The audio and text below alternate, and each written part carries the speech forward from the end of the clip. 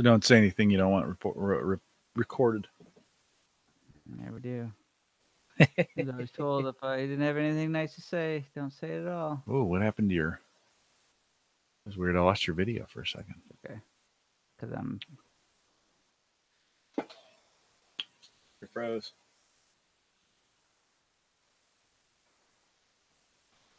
Yeah, that's just me. Just me.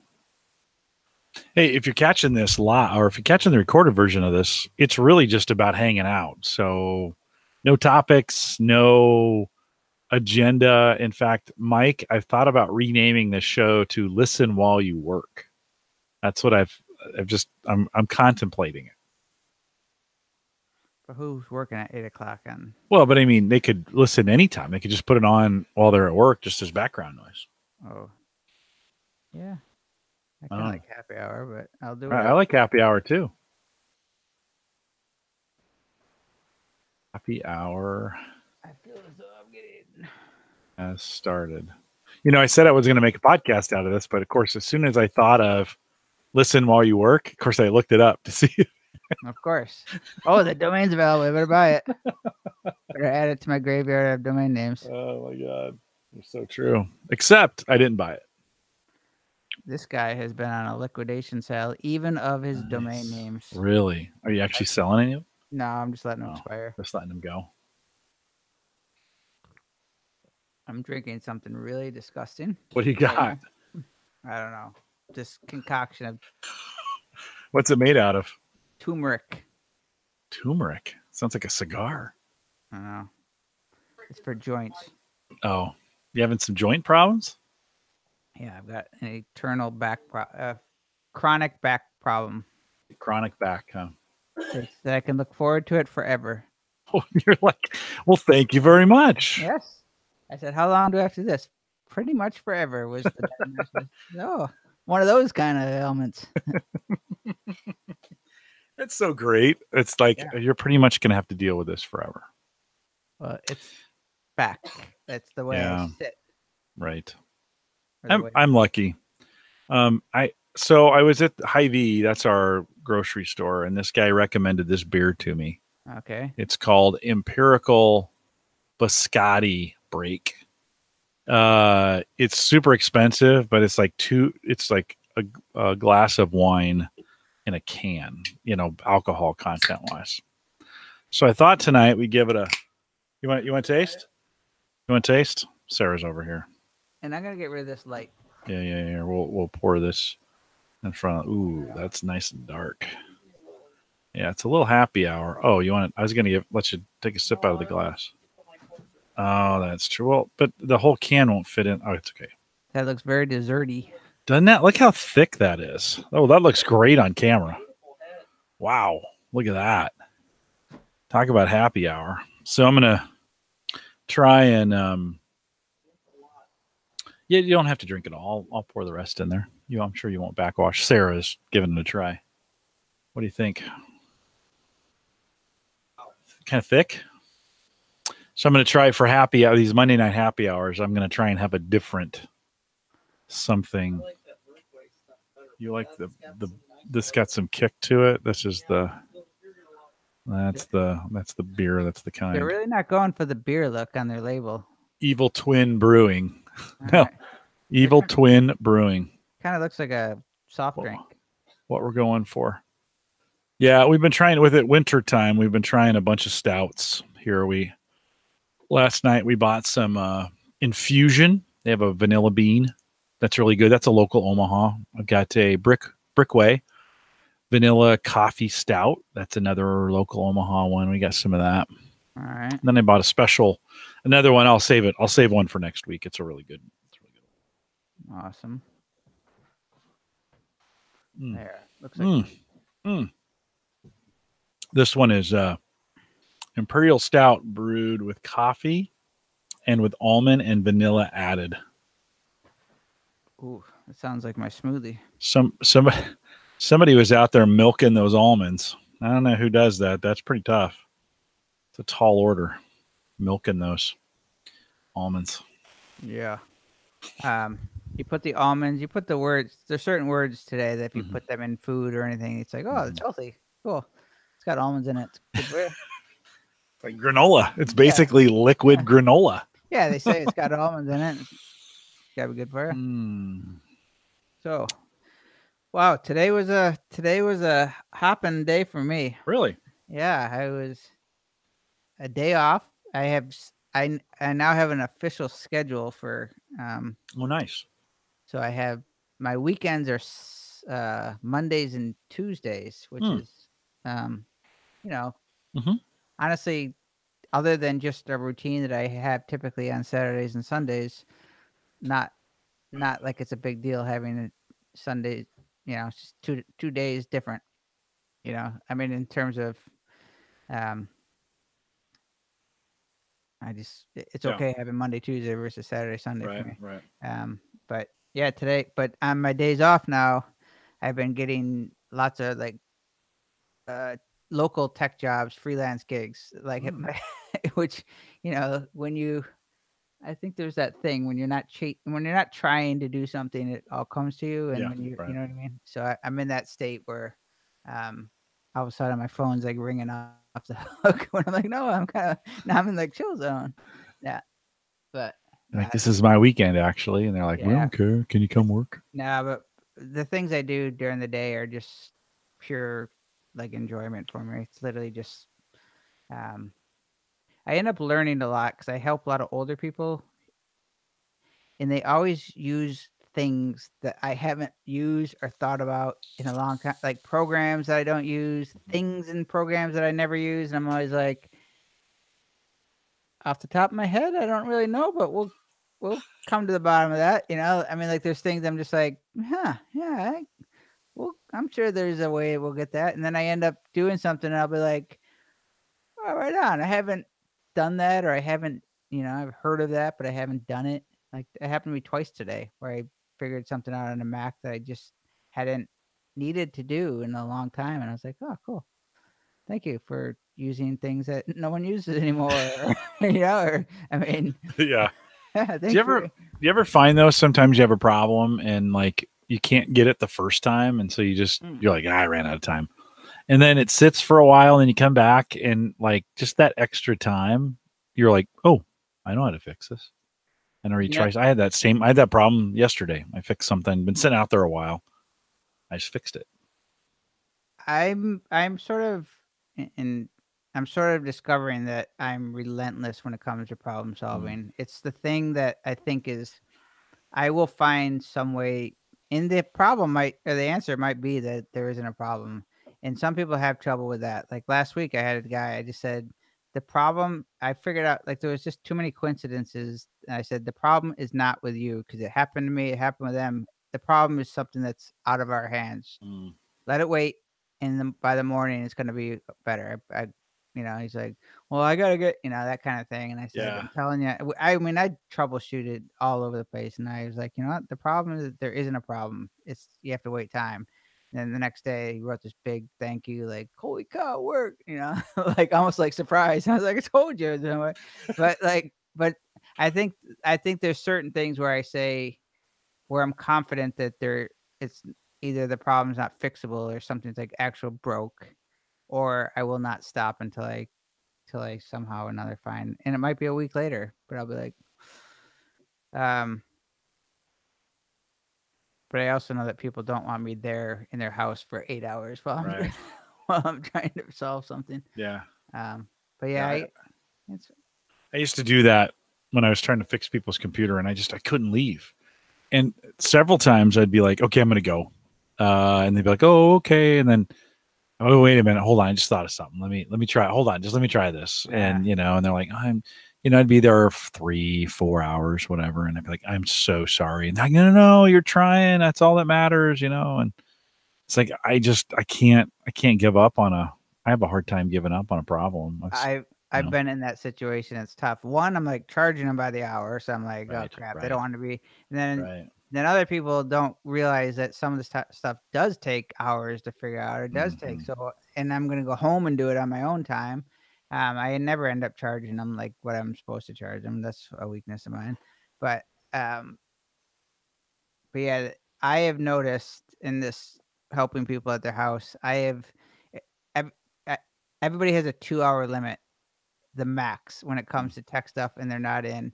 And 2 hours is they're dying by the end of 2 hours. Like I've actually Mhm. come to realize that in every one of my jobs is if I've gotten there for 2 hours, and a lot of times it's not me just taking that long. It's like when I go there, they come up, they start coming up. Oh, well, I got you. Oh, I go for one problem, Mhm. and then they're like, oh my god, I'm gonna get my whole tech stuff done in one day, which is usually impossible. Yeah. And I'll be like, I'll do whatever you want in this time, whatever. But by the time I get to 2 hours, you can see they're just like, okay, I don't like this anymore. And for us, it's like fun playing around with it, and for them, it's like people don't like to do that. No. People get really frustrated with most of the Mhm. tech stuff. Like they really have no interest in it. And I'm like, oh, I'll sometimes explain what I'm doing. And after a while, they're like, yeah, I don't care Yeah. anymore. Yeah. Yeah. You kind of wear them out, don't you? You're kind of like, I can't. No, just whatever. Yeah. Just So now, quit. They're like, just quit. Just quit. And you're like, no, I can't. I can't quit. yeah. So I pretty much now I've gotten to the point where I say we have to wrap this up because I could stay here for longer, but you're gonna wear out. Yeah. Like I tell them it's like, no, you're not gonna want me here after 2 hours. Yeah. But yeah, today I figured something out, and it was such a weird fix. And the lady looked at me like, "Holy cow!" She kind of like we went through a few things, and I was like, "I'm actually surprised myself. I'm not even gonna lie, but kind of." But we did it, and I actually found the fix really quickly. But it was a total guess, and it made me look better than I was guessing. Nice. But it was like, "Holy crap!"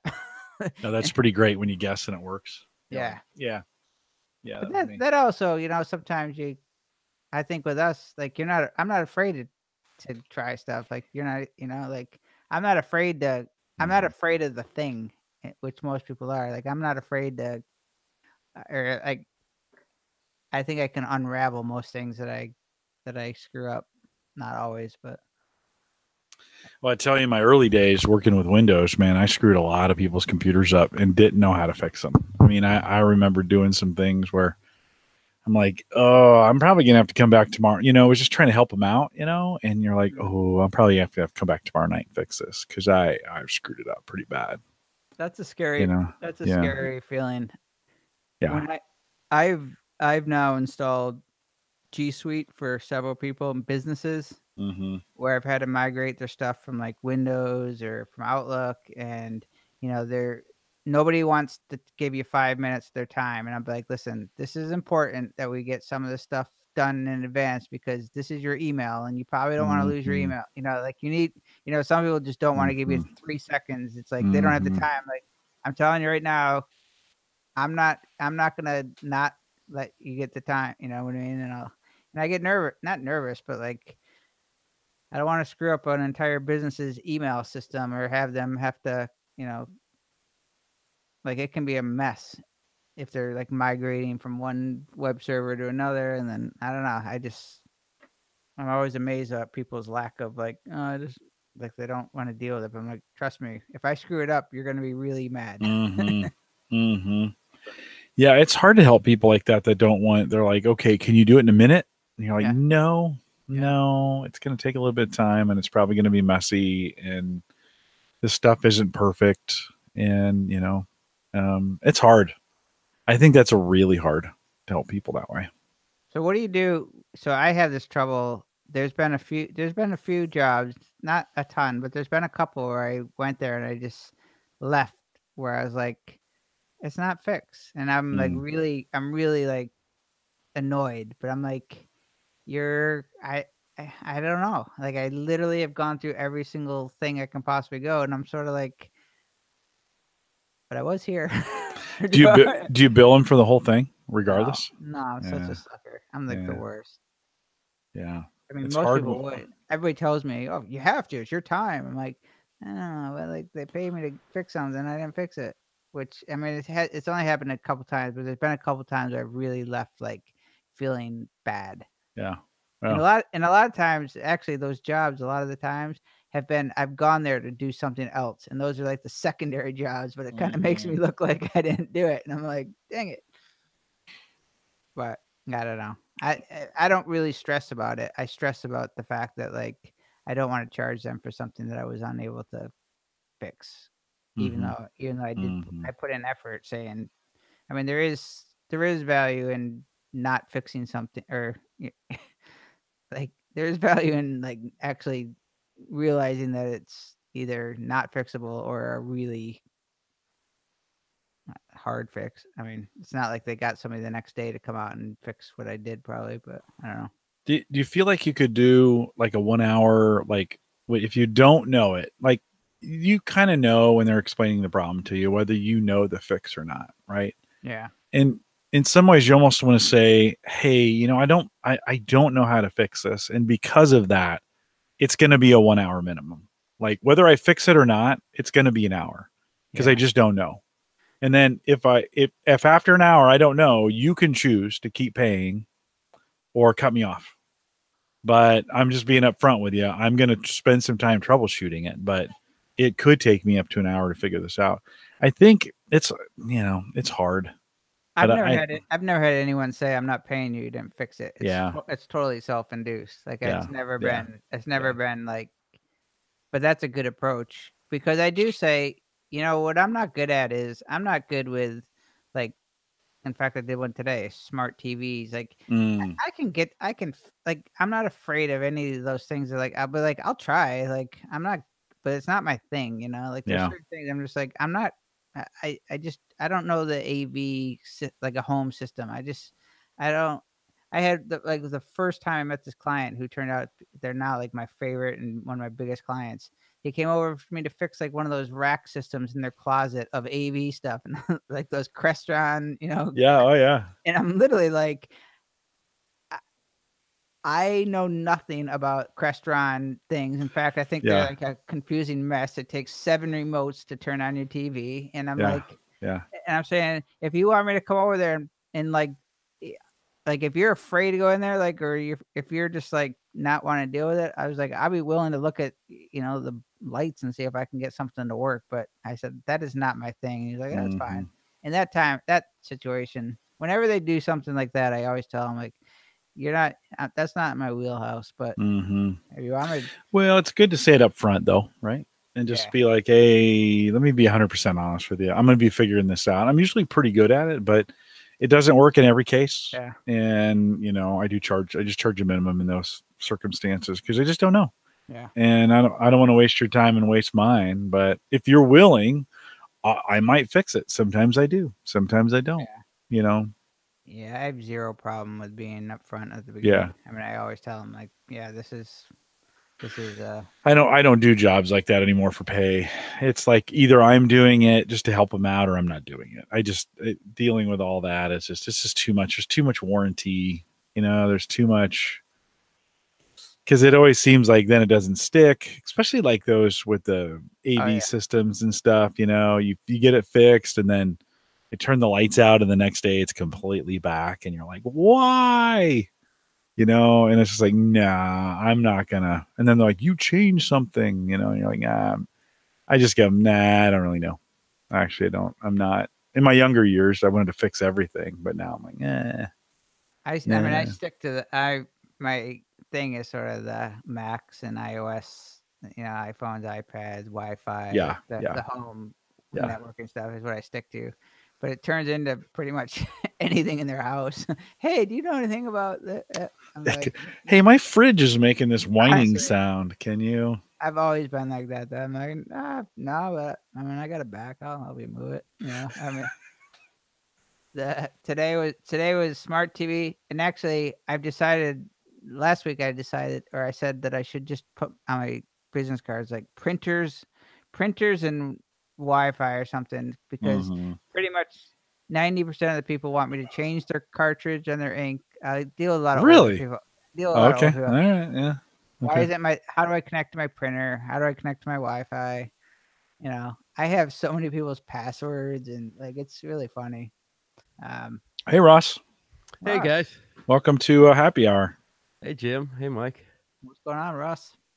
Not too much. What's going on? We're talking about tech. We're talking about tech support when we give it, like, grandmas and grandpas and, parents and neighbors and friends who call you and say, hey, I got this little problem. It'll just take a minute. It always takes an hour, right? Well, I was telling Mike, I thought, I hadn't thought of this before, and I don't charge much anymore for that stuff just because I don't want an implied warranty. But, it's like saying, if I was in the business, I think I would say, if I didn't know, I would just fess up. I'd be like, I'm pretty good at this stuff, but I don't know much about that. It's going to be a minimum of an hour probably. And after an hour, if I can't figure it out, we'll have an honest conversation about what I can do and what I can't do. But you're basically going to pay me to learn at this point. And just be upfront with it. Don't be real clear and real honest about it. And they can always say no, and, I don't know. Ross, do you do much of that? If I can, I mean, if I know what or I think I might be able to figure out, I'll help like family and friends and stuff like that. The problem I come to, and it's not like helping. It's not about close friends and people with whom I feel I have a reciprocal relationship. It's about the fact that now with social media, everybody's your friend on Facebook. So there's people who, they ask and they ask and they ask, and then you ask and they say, I don't have time. Fill out my form or whatever, and we can set up a meeting. And you go, really? So that's how it works. That's unfortunate. I sent Dave Jackson an email one time. I'm like, hey, are you open for some free support? I was having trouble with something on my site and I just couldn't figure it out. And I was wondering if he had come across anything, but I was really clear. I'm not paying anything for this, Dave Jackson.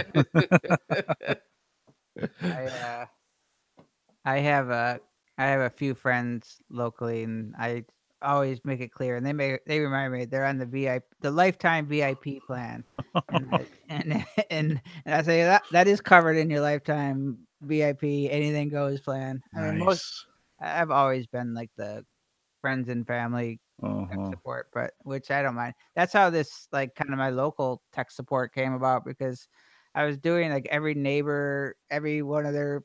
I was finally like, all right, you have to start. Somebody has to start paying me.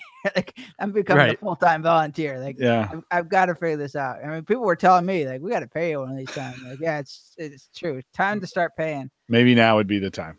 So now we're fully on. Like I've got like a set group of customers, and they know that I'm a total softie. I mean, I don't charge them all the time, all of the hours, but I'm getting better. So I love it though. You need to set up like one of those Starbucks, like they have an app. You have your own app. When you ever go over there, they just beep the app, boop, and it just transfers money. I do. Yeah, I use that'd be good. Yeah, when I get one of the things I do now is new customers. When I go over there, I give them like the first 15 minutes free, and I say, hey, I'll come over with the first 15 minutes. We'll just like you tell me what you got going on. If I decide that it's something that I might not be able to fix, or you might not be worth me coming in or whatever, I said, then no charge. It's a good way to do it. Assess the situation. Say, oh, it's probably going to be another 45, or it's probably going to be another half an hour. I can do this in 15 minutes. I never really give them like an estimate though. Really? Nobody ever asks. Yeah, that's true. I tell them now that I charge them $75 an hour, and I just say that's it, and then they usually get 2 hours out of me, and I charge them like an hour. I'm a good deal. You're easy. I'm easy. Yeah. They keep calling me back though. I break their stuff, so I set their stuff on a timer, so it has to break. It breaks every two weeks, so they have to call me back.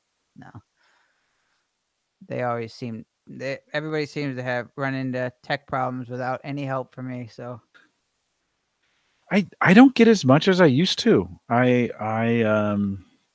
used to get a ton, and I don't know, maybe Maybe people saw me online all the time, and there was like, well, there's no way in hell this guy's got time to. This guy He's doesn't always know. online. This He's guy always doesn't- podcasting. I don't know how he. I How know, he. I know more than this guy.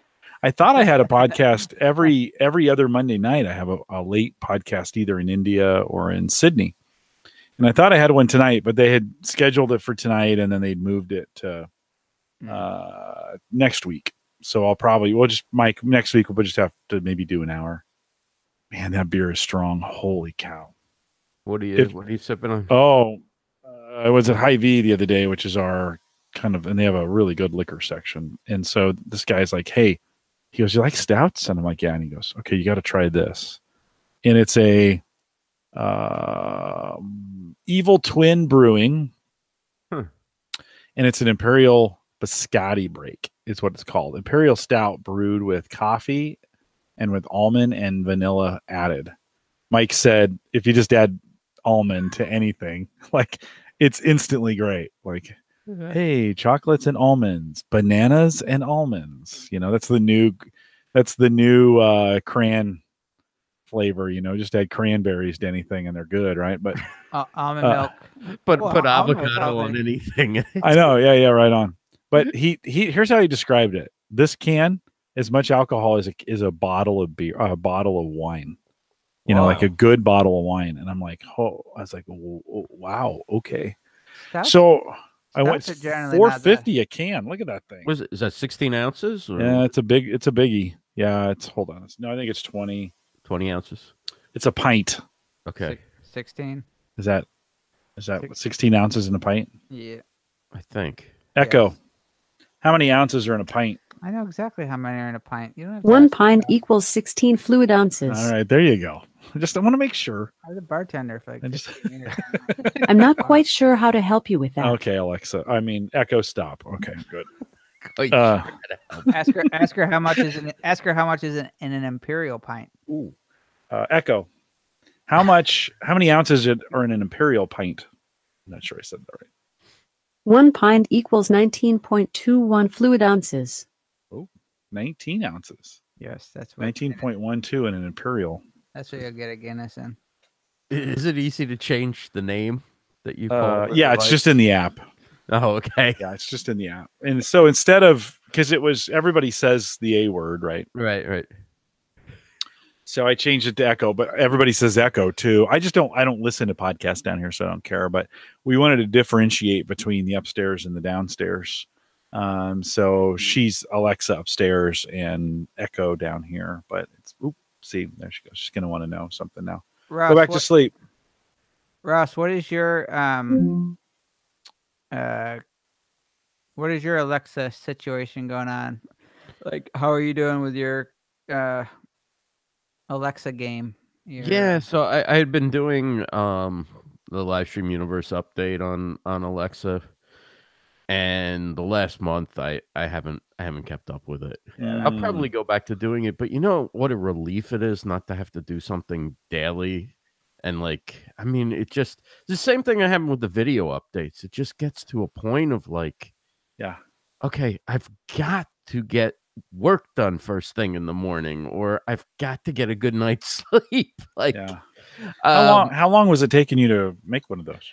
It doesn't take that long. It's just it's a mentally involved process, right? Like you got to make and also I never make things simple, right? So of course I'm doing a blog post with each one. I've got 3 hosts.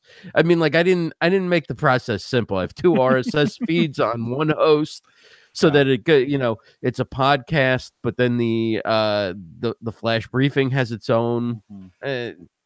So, I mean, if I just actually did a flash briefing and didn't worry about distributing it as a podcast or doing much promotion and just figured occasionally I'll say, I have a flash briefing, go listen here, it would make it a lot easier. The other way I could make it easier is not so much worry about the news and what people are doing and just take clips from podcasts and things that I'm doing.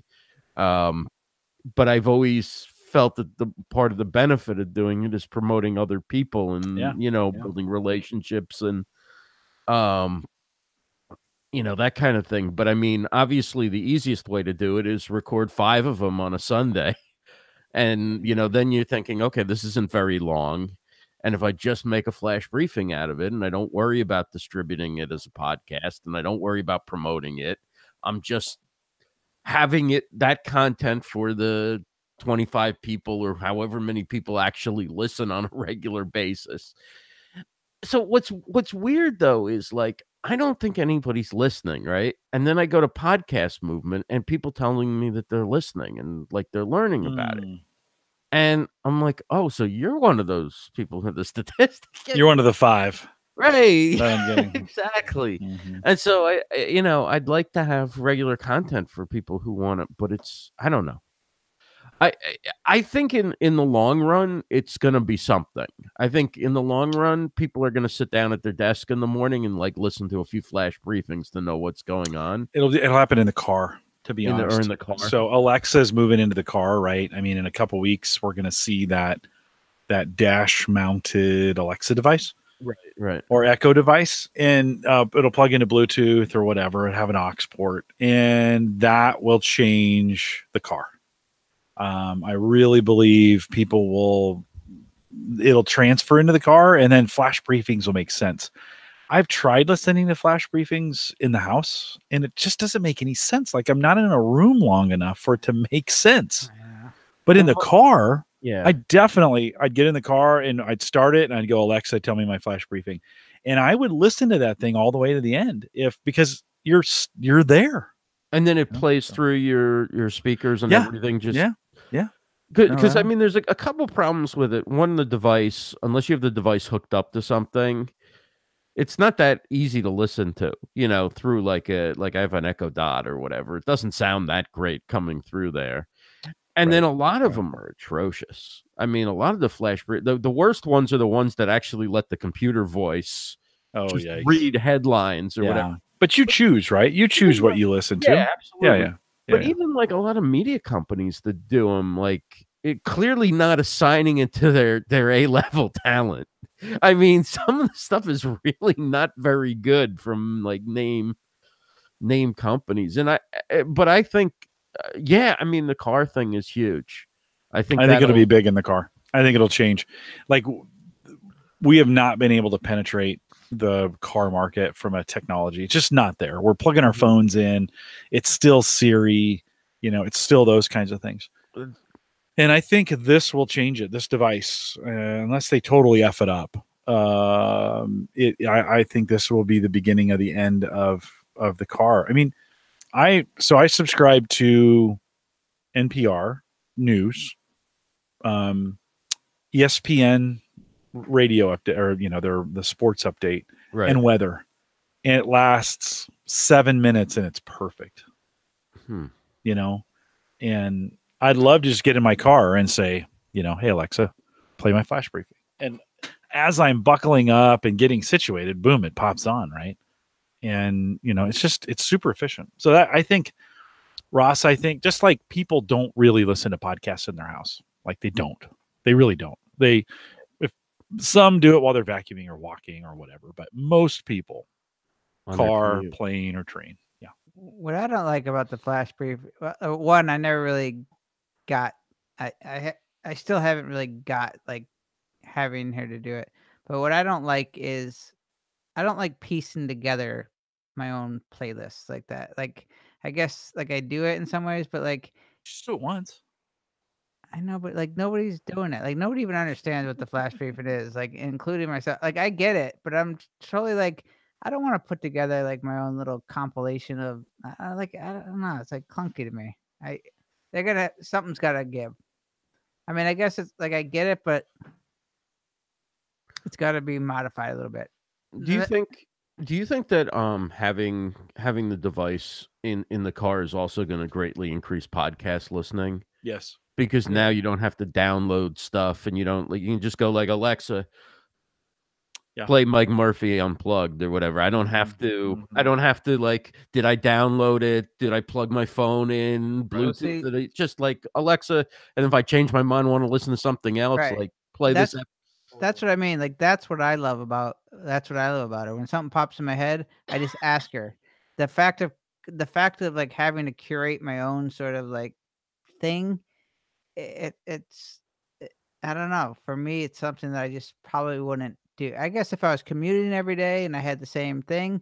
I mean, I used to do that when I used to ride the bus years. I mean, I started listening to podcasts like right in the early days, and I would have my 5 or 10 podcasts kind of loaded up on my iPod, and it was like I guess I did that on my train ride or bus ride into work. So maybe I would do it. I guess currently I don't even the briefing thing just doesn't even it's not even something I would ever do for or haven't really thought about doing it yet. I always ask her to play something that's in my head or hey, play mellow acoustic music or you know, play something for me. But I do. I mean, that's kind of how I like to use it. But do you think and Jim can answer too if people start getting in the car, like habit of getting it when they get out of the car and they go home, is that going to transfer? Like, is that going to increase the home use? Like, if they're like, "Oh, I was in the middle of this one, I'm going to jump," that continuity thing where I get out of one.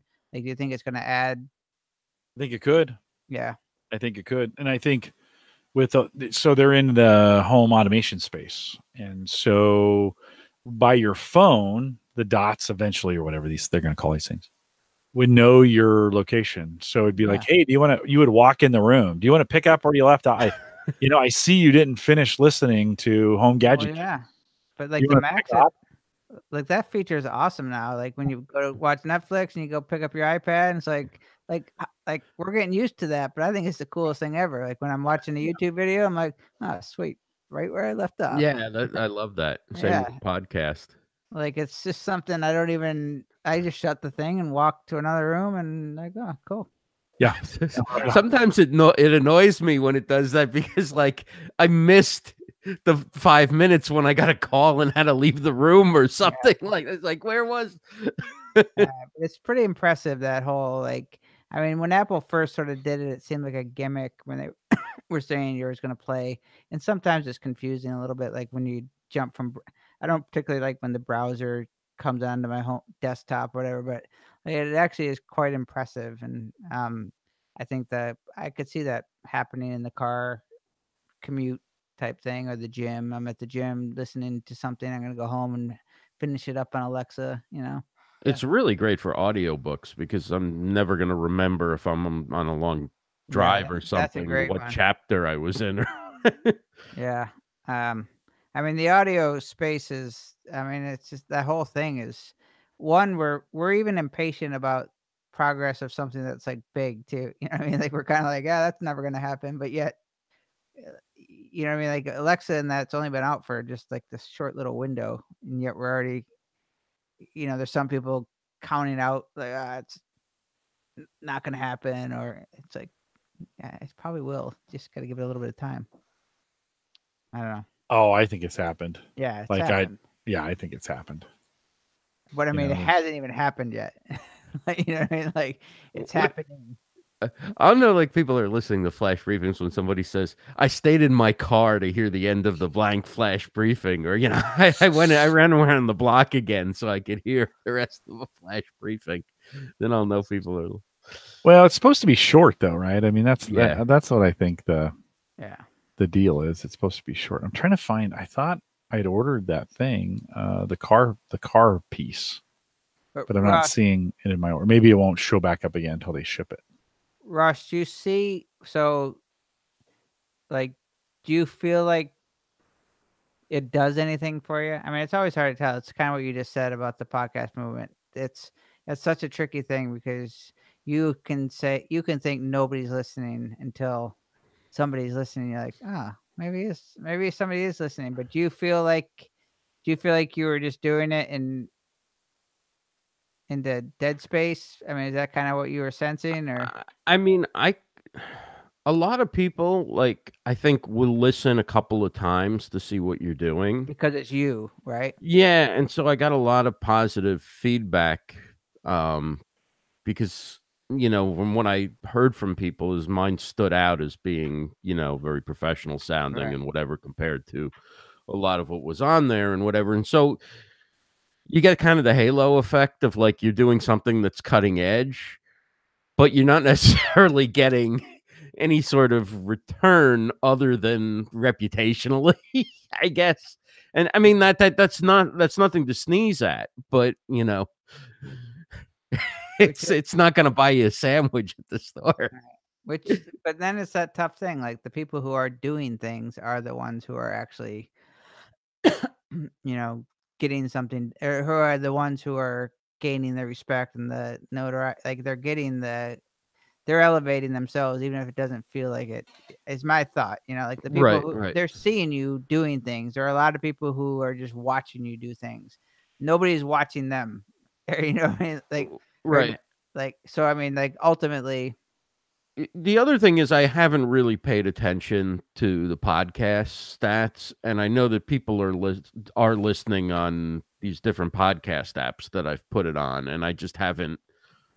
I when I look at the flash briefing numbers, that's a little bit discouraging. But not everybody's listening on the flash briefing. I should look at the podcast, or just ignore the numbers and do it because I like doing it. Because I really don't pay attention to my numbers on most stuff all that much anyway. I'm a believer that, you play the game the best way you can. And, what is it? If I'm batting 115 instead of 315, does that mean I'm going to go up and swing differently? Well, I mean, it might mean that if I could figure out that I was doing something wrong, but if I'm doing everything that I know I'm doing the right way and the ball isn't falling in, then, I don't know. You know what I'm saying? They're just like, there isn't really some sort of major adjustment or anything, I think, in terms of promotion, right? Like I would put it out there, but it's just so many people aren't on it or aren't thinking about it or, I mean, let me ask you guys a question. If you were going to subscribe to a Livestream Universe update, what content would you want to get? And let's define Livestream Universe as broadcasting in the larger online sense, not just Facebook Lives or whatever, but it could be podcasting, it could be other types of audio or video content, YouTube, it could be anything. Go ahead, Mike. You have an idea? I mean, you got one? Go ahead. Yeah. I think, Ross, that, well, one, first of all, you've heard me say this to you personally, that I think you're a really good promoter of these things, right? Thank you. You do it better than anybody. So good job. And thank you for doing that. You've been a good friend to us on Ask the Podcast Coach as well as Home Gadget Geek. So I really appreciate what you do. So thanks for doing that. Thank you. I think that I would like, if I were going to have it as a part of a flash briefing, I would want to know, man, that beer's kicking in. I would want to know, holy cow, that is the real freaking deal. I'm not going to lie to you. A bottle of wine is a lot. I know. I am going to be 16 ounce. I am going to be, you guys are going to be mopping me up off the floor at the end of the night here. I'll have to drink it a little slower. I would like to see more live stream events that are unique. In other words, I want to know, because I'm familiar with the ones I already know of. I know who's on Tuesday nights, who's on Wednesday nights, who's on Thursday.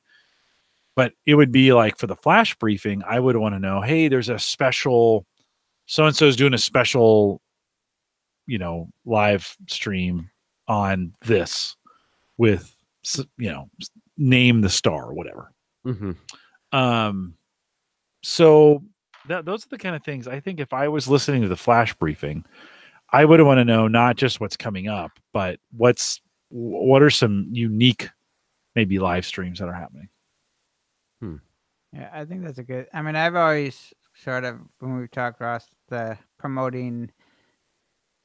I like the way that, I mean, I like when you would do like the updates of so and so. Like I feel like those were like so and so is going to be at 3:00. Like, oh, there's a really good event about like kind of the news for the people who are creating things. I feel like, so like a good example, like in the podcast space, it seems like the place to get information now is that Pod News newsletter. Like people are starting to like, I don't know if you feel that, but people are now, I think I am sensing that, and I don't do it, but like when that comes out in the morning, now people are like waiting to like talk about a article that was in that newsletter. Like he's doing a really good job at creating this like place to find out something that's related, like something that's breaking in the podcast news, right?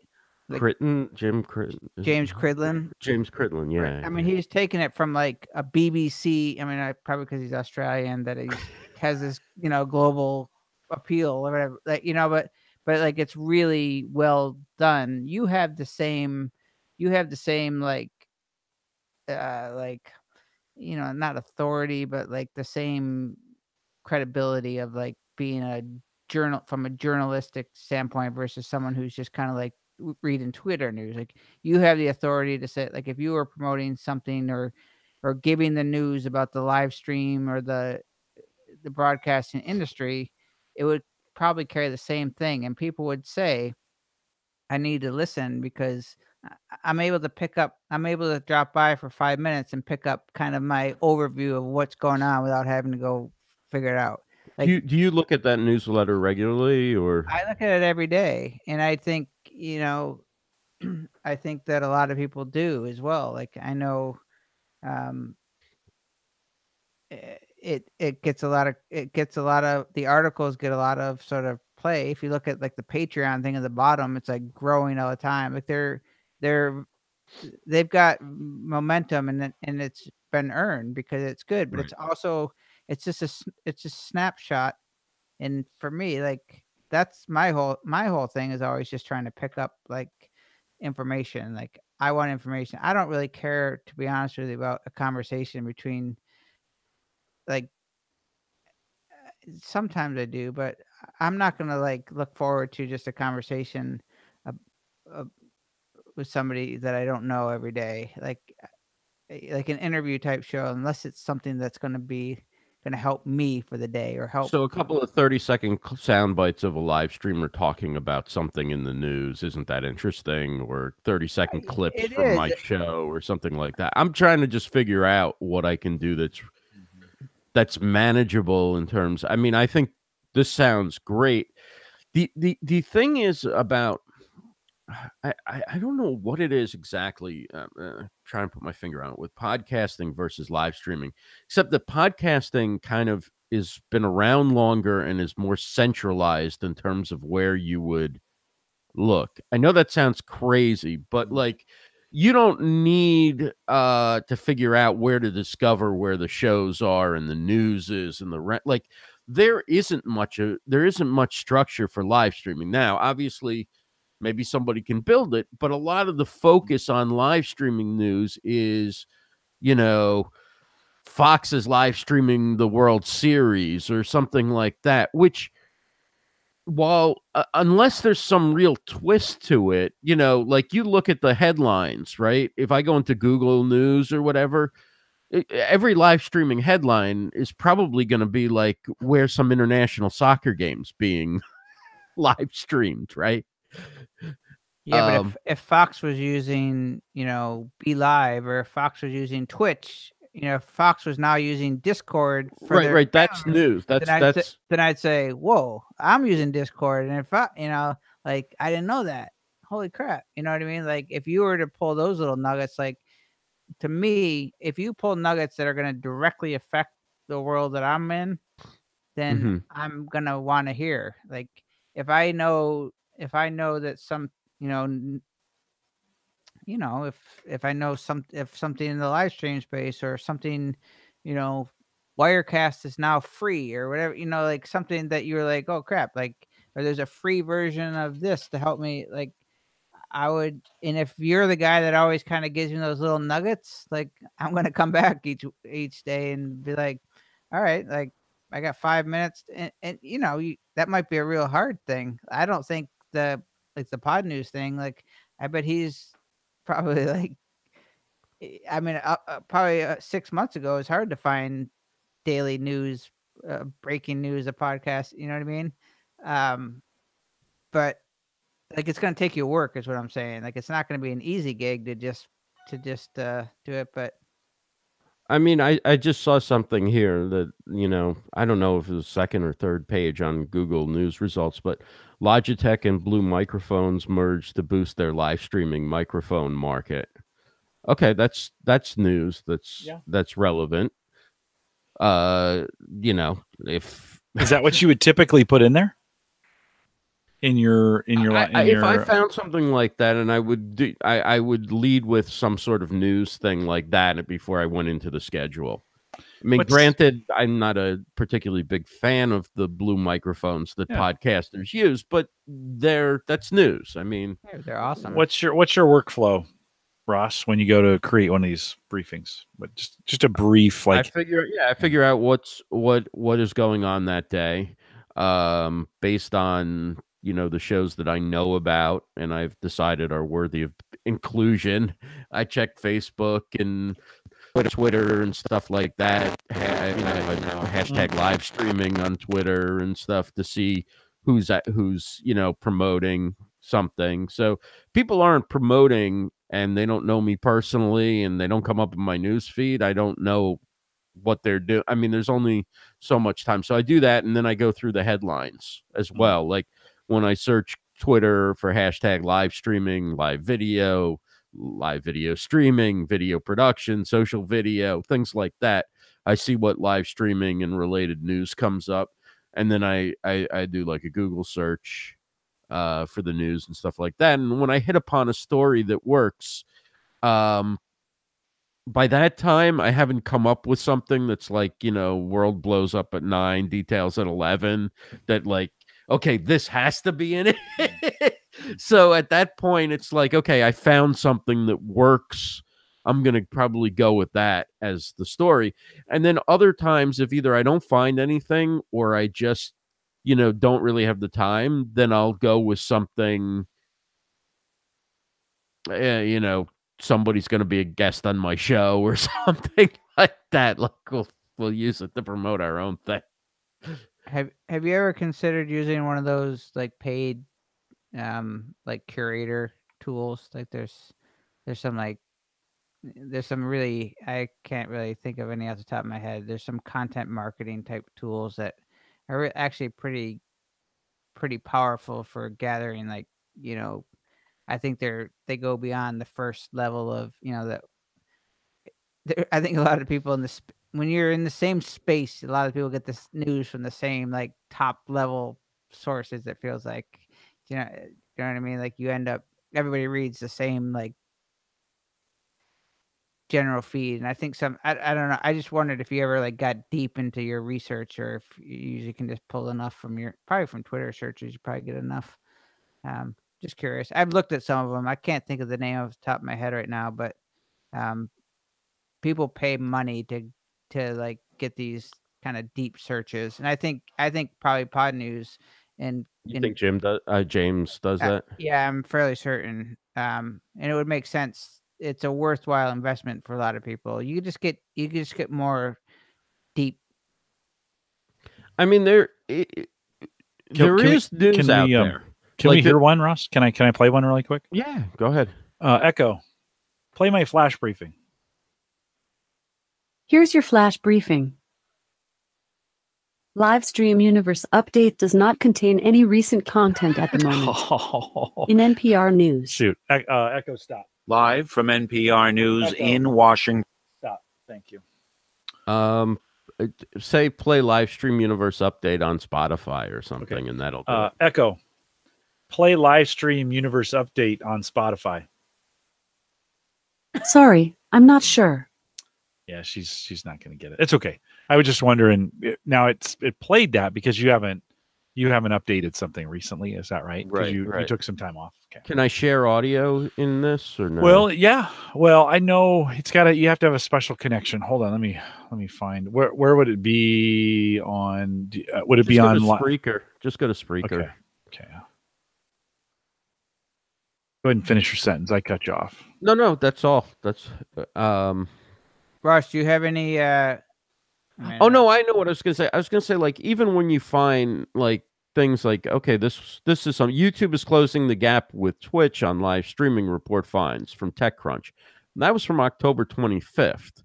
So, like, the second most interesting story I found isn't like that current. Okay, here we go.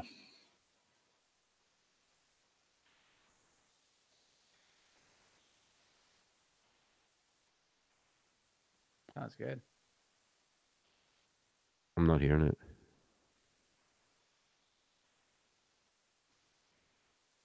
Is Jim listening? Because I can't hear a thing. I can't either. Oh, you can't hear it? No.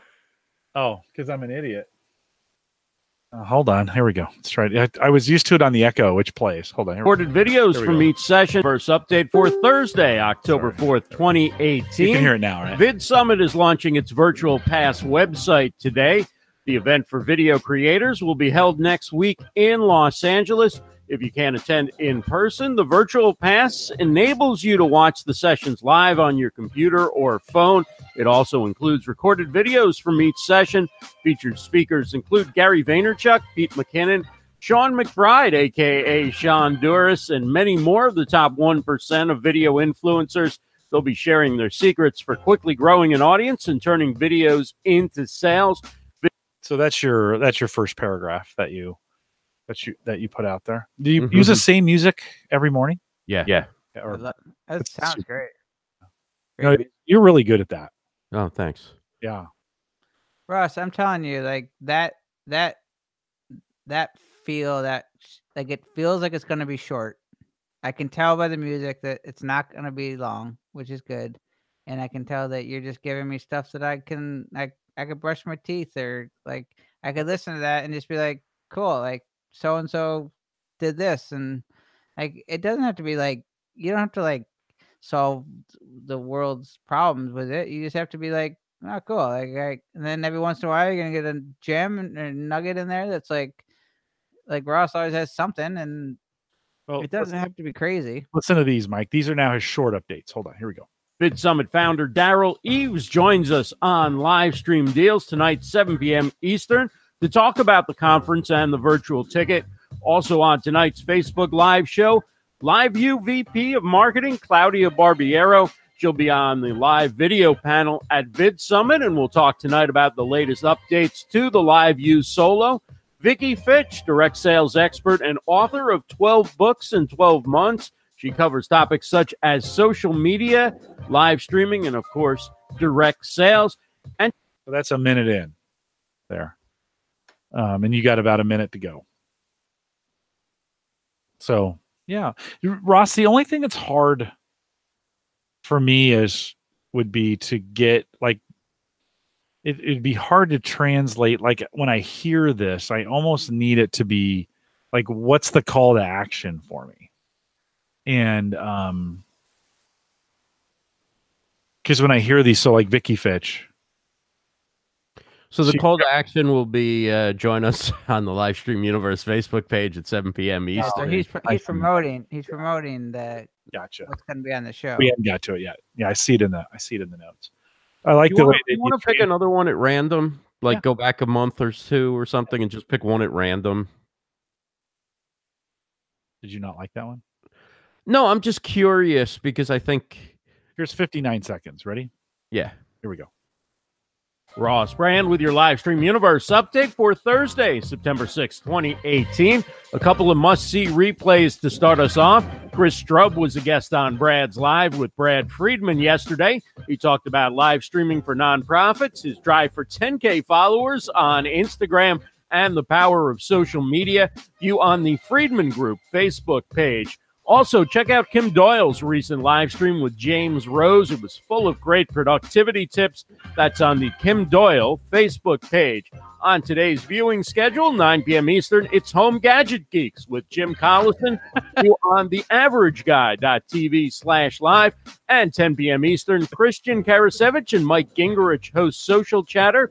They'll be joined by Lindsay Margolis. Watch on the Social Chefs Facebook page. For LivestreamUniverse.com, I'm Ross Brand. Have a great day, everybody.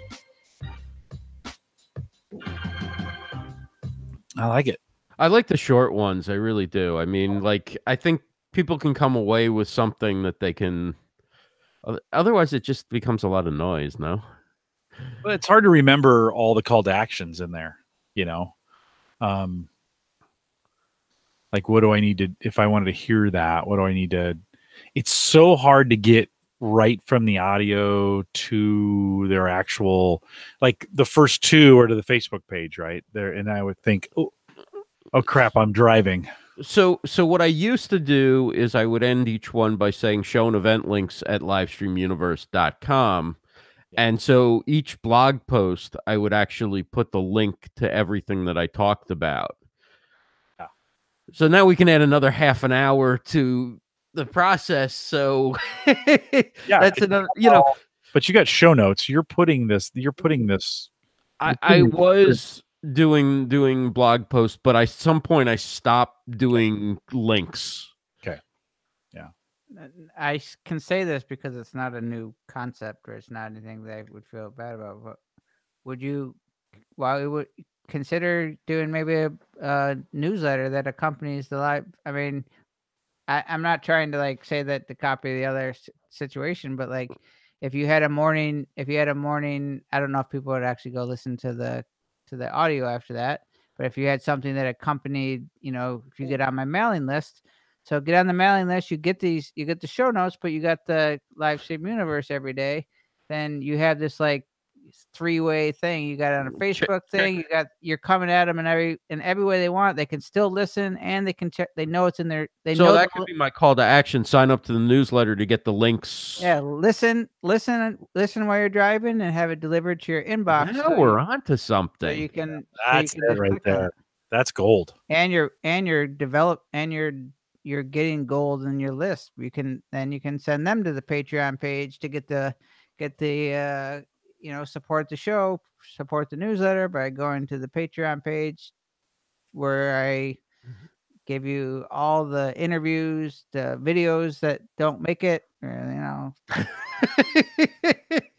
maybe put your, what is something you do like that you don't care about being live necessarily, that you could say, and all of the,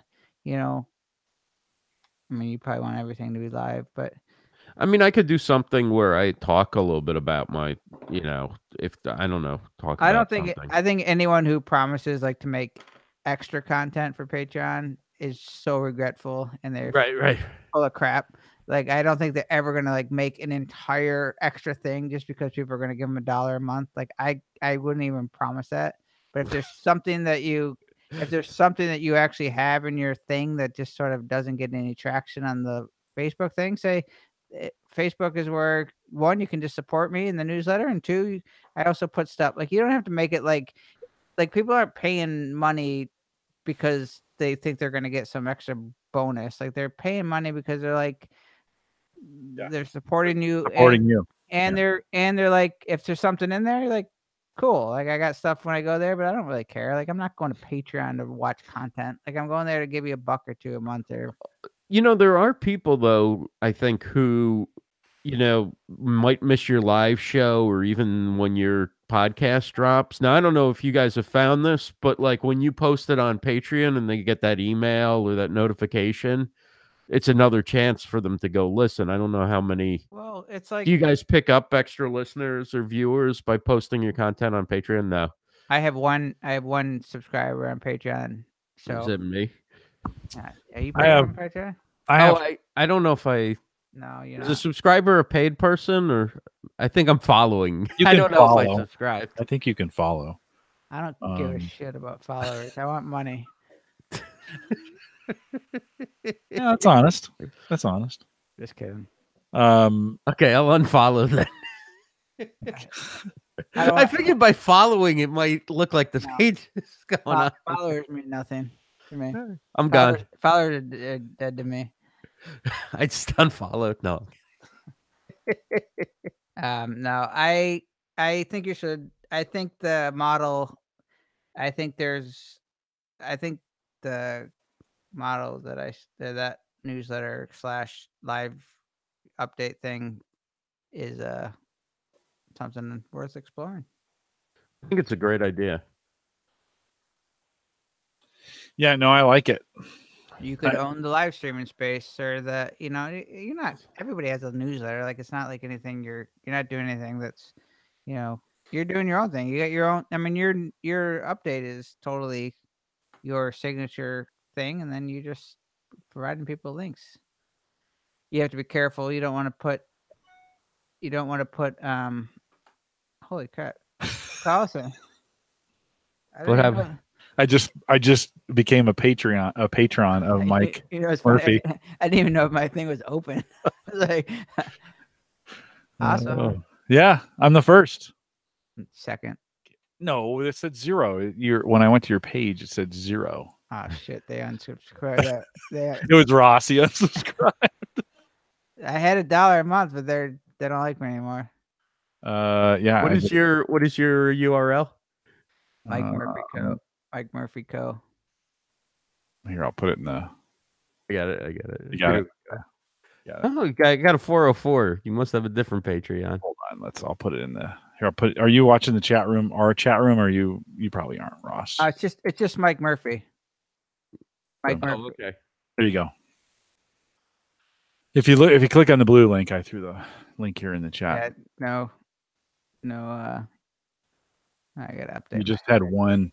Oh, Yeah. wait a minute. You know how many times I make fun of that script language? I didn't know it was all script. I hate that crap. I'm telling you, I thought that was a choice. I didn't realize it was all. I haven't been there in so long. What are you talking about? That script font that's all over the place. Oh my God, it's horrendous. You can't read it. No wonder you don't have any followers.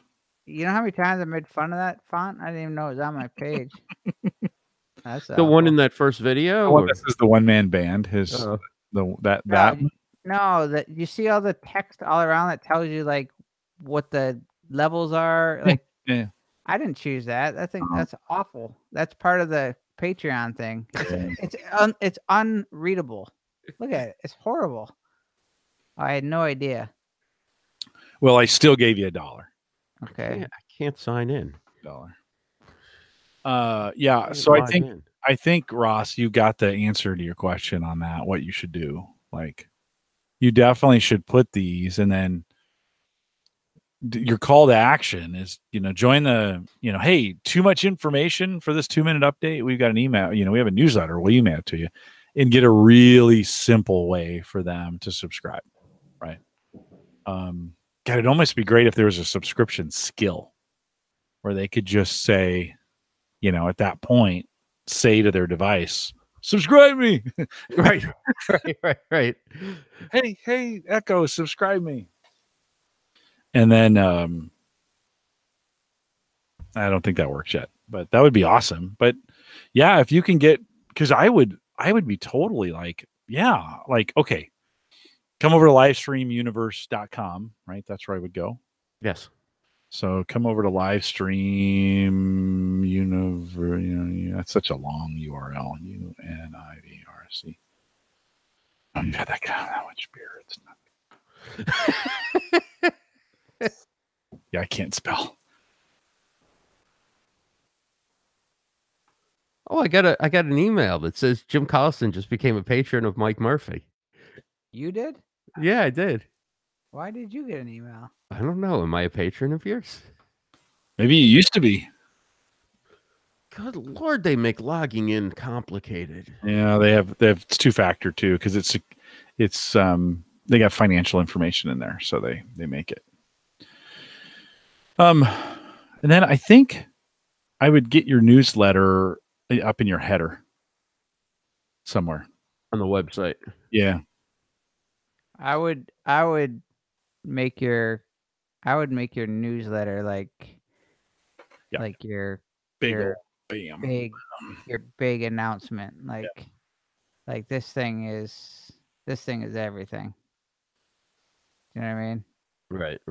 Because it's below the fold right now, right? You scroll down. It says get Ross's free live streaming tips. Yeah. I'd try and get that moved up. Okay. Yeah, I like that. I think that you should try that. I think, and then that way you're track all those links. See Right. what kind of clicks you're getting. How many, if you're comfortable, you don't have to say if you don't want to, how many subscribers do you have now on your newsletter? My newsletter. I don't know because I haven't checked in a long time, but I usually go somewhere between 800 and 1,300. That's pretty good. Like that. In your newsletter Yeah. already? What do you mean already? I've had an email list for a couple of years now. Oh, that's it. That's a lot. I just don't mail them, so sometimes people drop off. I've sent 3 emails in 2 years. Oh, yikes. It's horrible. Yeah, I'm the same way. I'm being far too honest here. I forget that we're live. It seems like it's just a conversation. That's the whole idea. It's happy hour. Like, we're just hanging out at the bar. Cares? I mean, I'm particularly honest at the moment. So I am still following Mike. Would you like me to unfollow? No, I'm kidding. I'm just kidding. So I've got to finish up my Patreon page. I gotta delete it now that I found out that crap font is there. Hey, I just gave you $1 for God's sake. What font are you talking about? The whole site. The whole look of Patreon is horrendous. Wait, I just went back. Not my site. Every No. site. I just went back in Patreon from one page within Patreon to another, and it wants my country and state again. You know what? Yeah, screw it. Drop up. Sorry, Mike. I would have given you money, but they made the interface. No, but I wasn't seeing any of that font except I was seeing just a normal typeset. No, he doesn't like what's. Yeah, what are you seeing? Are you seeing this? I'm not looking. Where? Hold on. Hang tight. This is what you're seeing? Where am I looking? Look, click on my box down below. Oh no, I like that. Yeah, that's what I've got. What kind of janky thing do you got going on? Where? Huh. I got this like nasty cursive font that every time I go to somebody's Patreon, it has that. You must have set your preferences. It must be because I've been making fun of it for so much. They said, "F you, you're getting it." Just changed it. Like, hey, whatever. When I reach $500 a month, I will be over the moon happy. I'm not. That's weird. I'm not seeing what you just showed me. I'll show you in a minute. Thanks for subscribing on Spreaker. Who? It's what me. Jim followed me on Spreaker. I'm all in. Yeah.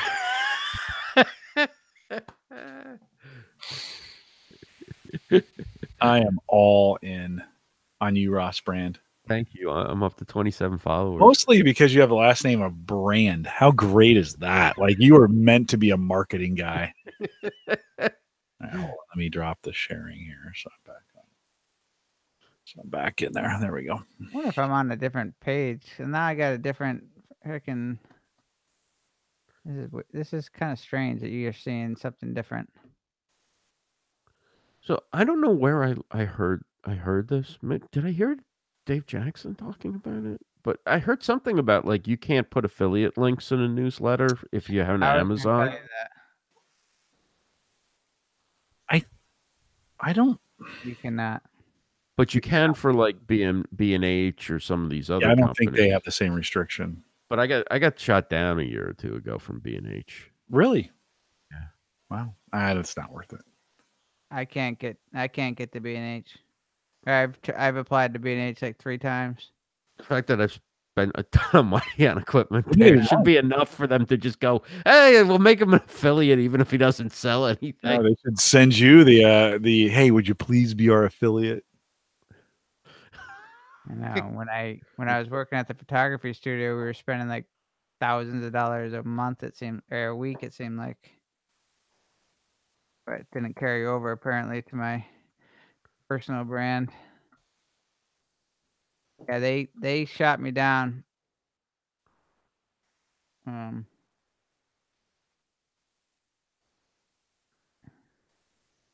Anyways, I'm cleaning up my Patreon page. Well, I'm happy that you're not seeing what I'm seeing. I'm seeing awful. So you do want to get the shows still. You do want to find out about shows, or just if there's something special, unusual, different. Well, no, after listening to those two, I would say that that's pretty close.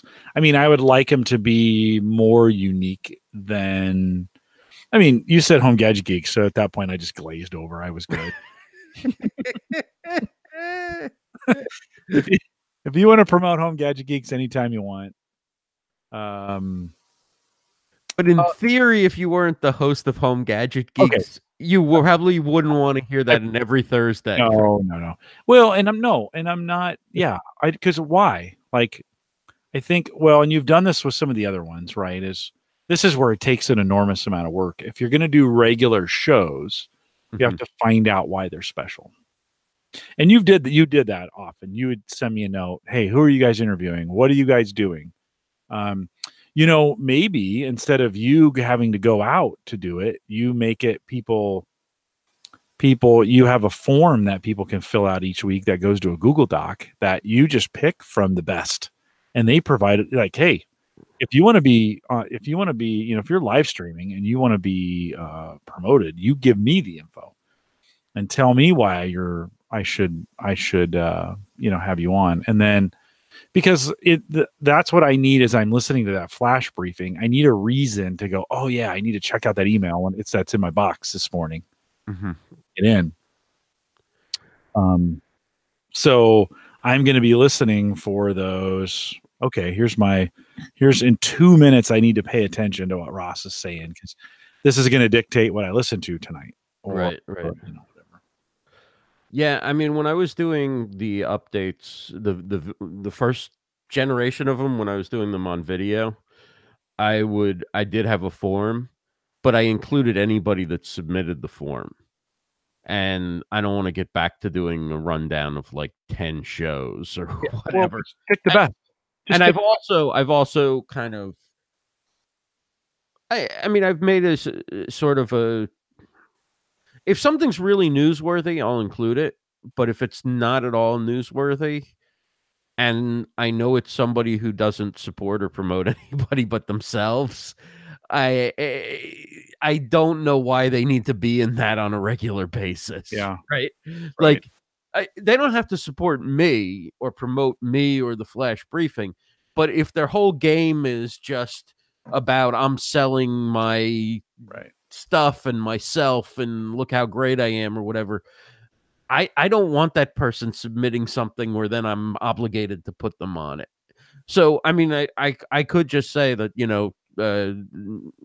entering isn't the guarantee of inclusion or whatever. Yeah, no, exactly. Like, tell me what's going on. We're not going to take them all. And then if somebody enters a couple times and they don't get included, they'll probably take a hint. And yeah, they'll be like, God, what the hell does it take for me to get on this thing? Maybe I got to up my game. Then if you get enough of them, you're like, hey, I offer these new sponsored posts on Patreon. Right. So come over and be. Now that's dangerous because once they start paying, then they won't return.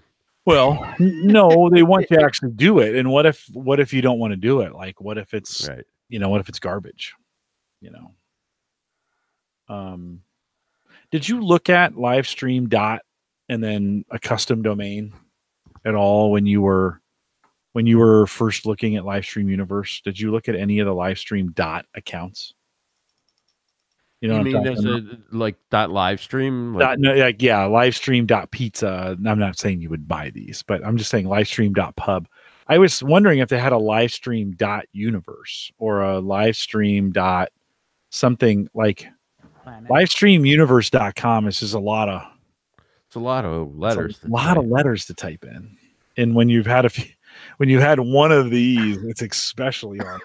Jim, I bought a lot of those new domains a few years ago, and I have I think people at the end of the day want a .com. Mm-hmm. I mean, unless there's a way that I abbreviate it, like, Yeah. livestreamu.com or something like that. I looked that one up. It's not available. I hate those ones that are like weird, Yeah. like that one, the Zencaster type one, cast. It's like Yeah. Say try dot T.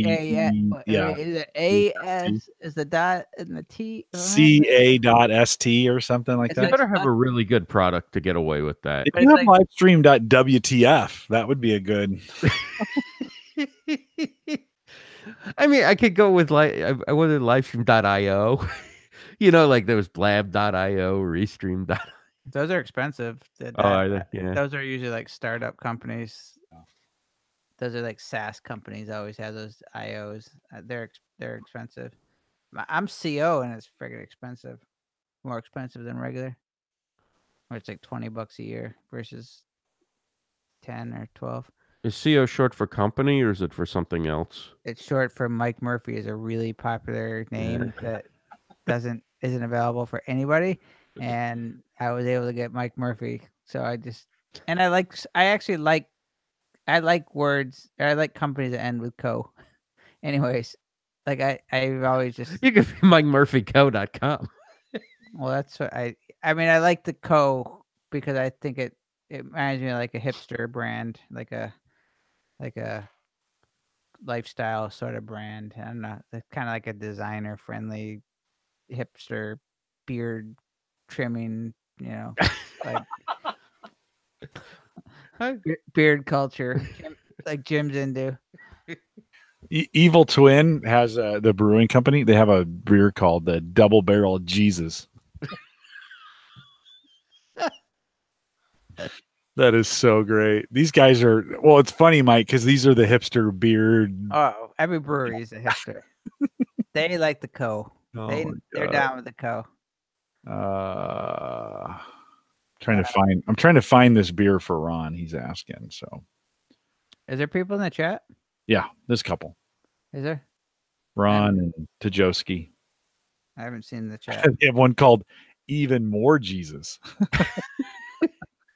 How do I get to the chat from Chatwing? Chatwing.com.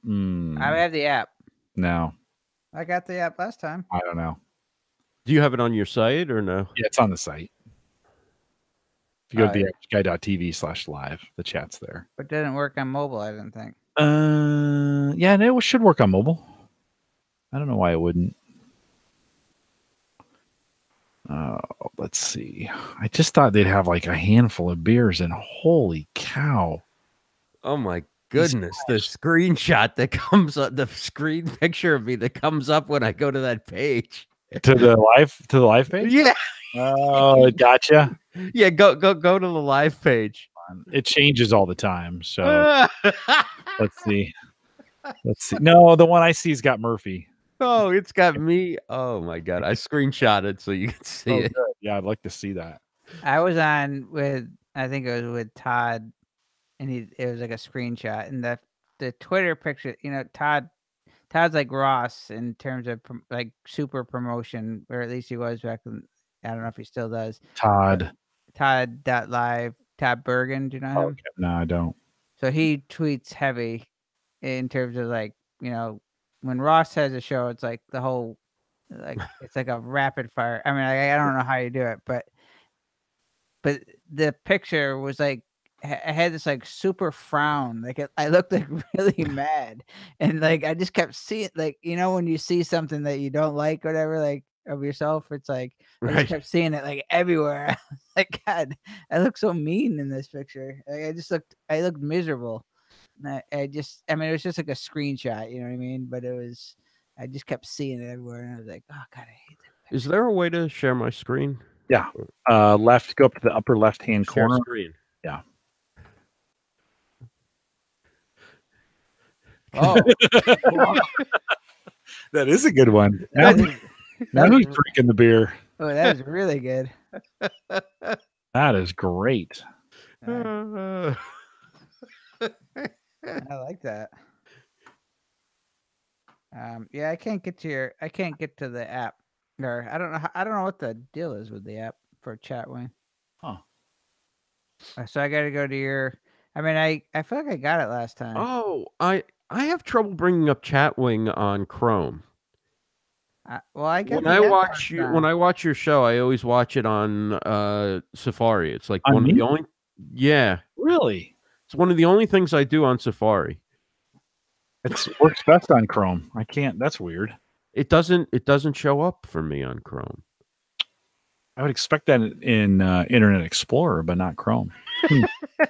Interesting. I don't know. That is bizarre. I watch it all the time in Chrome. So You think I was the one who was drinking? I just typed Safari into the browser in Chrome. are you you're on a Mac? Chrome on Mac? Yeah. Yeah, it's interesting because it's not exactly the same Chrome, right? They're restricted to the Safari WebKit. Oh. It's just basically a wrapper, so you're probably better off just watching it on Safari. So let's see what happens when I go to Safari. Oh, that picture's a beauty. It's still up there.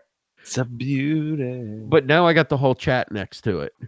Yeah, there's a chat right next to it. I got mine shows Mike when I go there. That must be what's in the cache. See, Ross, I see you in chat. There we go. Yeah, see, when I went to it in Chrome, you didn't see that. You didn't see me show up in the chat. No, interesting. Chatwing, I'm gonna have to switch. I think I'm gonna have to go away. Tajoski said he only tried it in Firefox. I'm gonna have to. I think I'm moving away from Chatwing. They have, in the 4 years I've used them, they have literally done 0 updates. Literally, it's like, exactly the same, which is great. Like nothing has changed. So it's literally the same today as it was then. I'm putting in the Chatwing URL that you have on your page. Yeah. I'm putting that in the Chatwing It's app. a link. Oh, okay. Yeah. And I'm putting that in the app, and I can't. It's like not coming up with anything. Can you search for the average guy in the Chatwing app? I did. This is what's great about this show, Ross, is it's just happy hour. So we can troubleshoot. I don't care. Oh, I don't care if it's boring. I got it. Yeah, search for the average. Search for the average guy. Average guy. There you go. There you go. Hey, so can I talk about a marketing idea that I had today? Yeah. I'd really love to run it by you guys. So I get absolutely pounded by these people wanting to put guest posts on the averageguy.tv. Some will pay, some don't say that, but whatever, I don't really want the money. But I thought about responding to them and saying, I tell you what, normally I charge $100. For you, I'm going to give you a link. You drive 5,000 people to my site before, then I'll let you put a post on. Because that's all they do, right? They generate content that sends links over to. So I'm going to give you a link to one of my podcasts, and you're going to promote it basically. And when it gets 5,000 views, I'll give them a pretty link so I can track it. When it gets 5,000 views, I just made that number up. Maybe that's unreasonable. Maybe it's not. Then I will allow you to post a sponsored link, like they want to. Nobody goes over and reads the averageguy.tv. It's just all it really is a shill for, the podcast. It just is where show notes go, and there's some Google SEO. And I get a little organic traffic over to it, but I drive people to the posts. It's not like anybody lands on my front page is like, oh, I wonder what this place is, right? So, I could separate those posts out so they're their own area kind of deal. But I don't know. What do you guys think? So they don't show up in the blog feed. Well, I don't want them to show. They'll show up on the front page, but they'll show up as a part of. I have that WordPress plugin that allows me to do multiple columns. Right. And I only have 2, but I could have 4. I could have 6. And I did have a section. I used to have 4, and one of them was blog posts. One of them was like tips and tricks and kind of thing like that. So, and I've had a sponsored post before. Somebody wanted to write. I checked all their links. It was pretty benign, and I let them. It was interesting content, so I let it on the site. I don't know. I'm just trying to think of ways. I don't want the money. Like But you also don't want the posts. Well, but I want the posts if they'll drive traffic. Like if I can get them to drive traffic using that's what they're good at, is driving traffic to sites. So if I could get them to drive 100 or 1,000 or 5,000 people to one of my podcast posts, and I even got a couple each time to do that. While I'm thinking about it, while we're still we'll come back second. But Ross, that just made me think of when you're doing your thing. One of the things you want to do is have people send you news and article or like things, like make that a call to action, saying, hey, if you have something on the, you can shout out if something happens. But like, I think having people submit like, hey, I just wrote this really killer article about, live streaming on Medium or whatever, like that will fill your content funnel up as well. Like it'll save you a little research time, and it'll get people to interact too. Like, hey, I just wrote this great article. Like you might find somebody that you respect in the space that just wrote something good or did something good. If you ask people to share with you stuff, you don't have to use it, but would you be interested if I talked about like, perhaps it wasn't necessarily like breaking news or something, but somebody shared like a really interesting tip, or like if somebody had a good LinkedIn, if your email is becoming something that I find really like, there are a few emails that I read every day, and they're short, and like I know when I open that email, something in that email is going to interest me every single time, like guaranteed. And I don't know where they get all the information from, but and back to sorry to cut you off, Jim, back to you. No, that's good. Well, hold on, I think you should get livestream.tools or livestream.news. Show is available. Livestream.show. Ooh. And have that redirect to Livestream Universe. Yeah. I mean, they're not that much shorter, but show is easier to spell than universe. Or think about it. I'm just just one of those kinds. I have to look through my domains because I did buy a bunch of. I may have no, I don't have livestream.news. I tried to get that one, but it was like I do. Yeah, I'm not a devil's advocate though. I do think there is Livestream Universe has a good ring to it though. Okay. Yeah. No, I think it does have it's long, but I do think it. I just have trouble spelling it. For me, I always got to think. I don't. There's a lot of places you could mess up, even if you know how to spell it, just with your fumbling your fingers on on a phone keyboard or whatever. Okay, so doing basically a sponsored post, but instead of taking payments for that, they have to promote my site in advance. It's causing you more work. You realize you have to make the link, you have to track it, you have to kind of monitor it, and then you're like, oh, you got 4,320. I don't know. Well, but I mean, it would be like, what if I'm just, making the post is easy. I would just give them my most recent podcast and say, here's the deal. Like, you promote this. I just did a tech show about this. You promote it. You get 1,000. Let's just say 1,000. You get 1,000. I'm going to track it. You get 1,000 links or 1,000 shares or whatever. And then, because every week I'm in there. I'm in Pretty Link every single week. So it's when I post the show, right? I create a Pretty Link for all the posts. So, I could check that as I'm creating one for the show. I just look and see who's, and I can even, in Pretty Links, you can even create a category. So that would be its own business category or post category, whatever it needs to be. So that part's not hard. Do you really want somebody aggressively promoting your show that you don't really know what they have zero and they're just strictly going in it for themselves? You don't care that? No. What would they do? What could they do? Like, they'd be incented to get the click through. I'm not saying they're going to do this. This just was an idea I had on the way home. I'm like, dude, I just want to pay you. Like, I don't want to go do all this extra work. Okay, well, say they want to pay me, and I say, okay, it's $100. Like, what's wrong with that? Then, I mean, take the money. Take the money and run. Yeah, take the money. Send them my You're looking at it as there's more value is if you can get 5,000 new podcast survivors is worth more than $100 to you. Totally. Yeah, even 1,000 or even 500 would 500 new opportunities would be way more to me than especially outside of my bubble. Throw it out there. I mean, it's really not that much work, right? Because chances are they're not going to do it, right? Chances are they're not going to do it. But if they did do it, and then they did it and it was successful, and you got 5,000, then think about the cost, either in time or money, to market to get 5,000 new subscribers.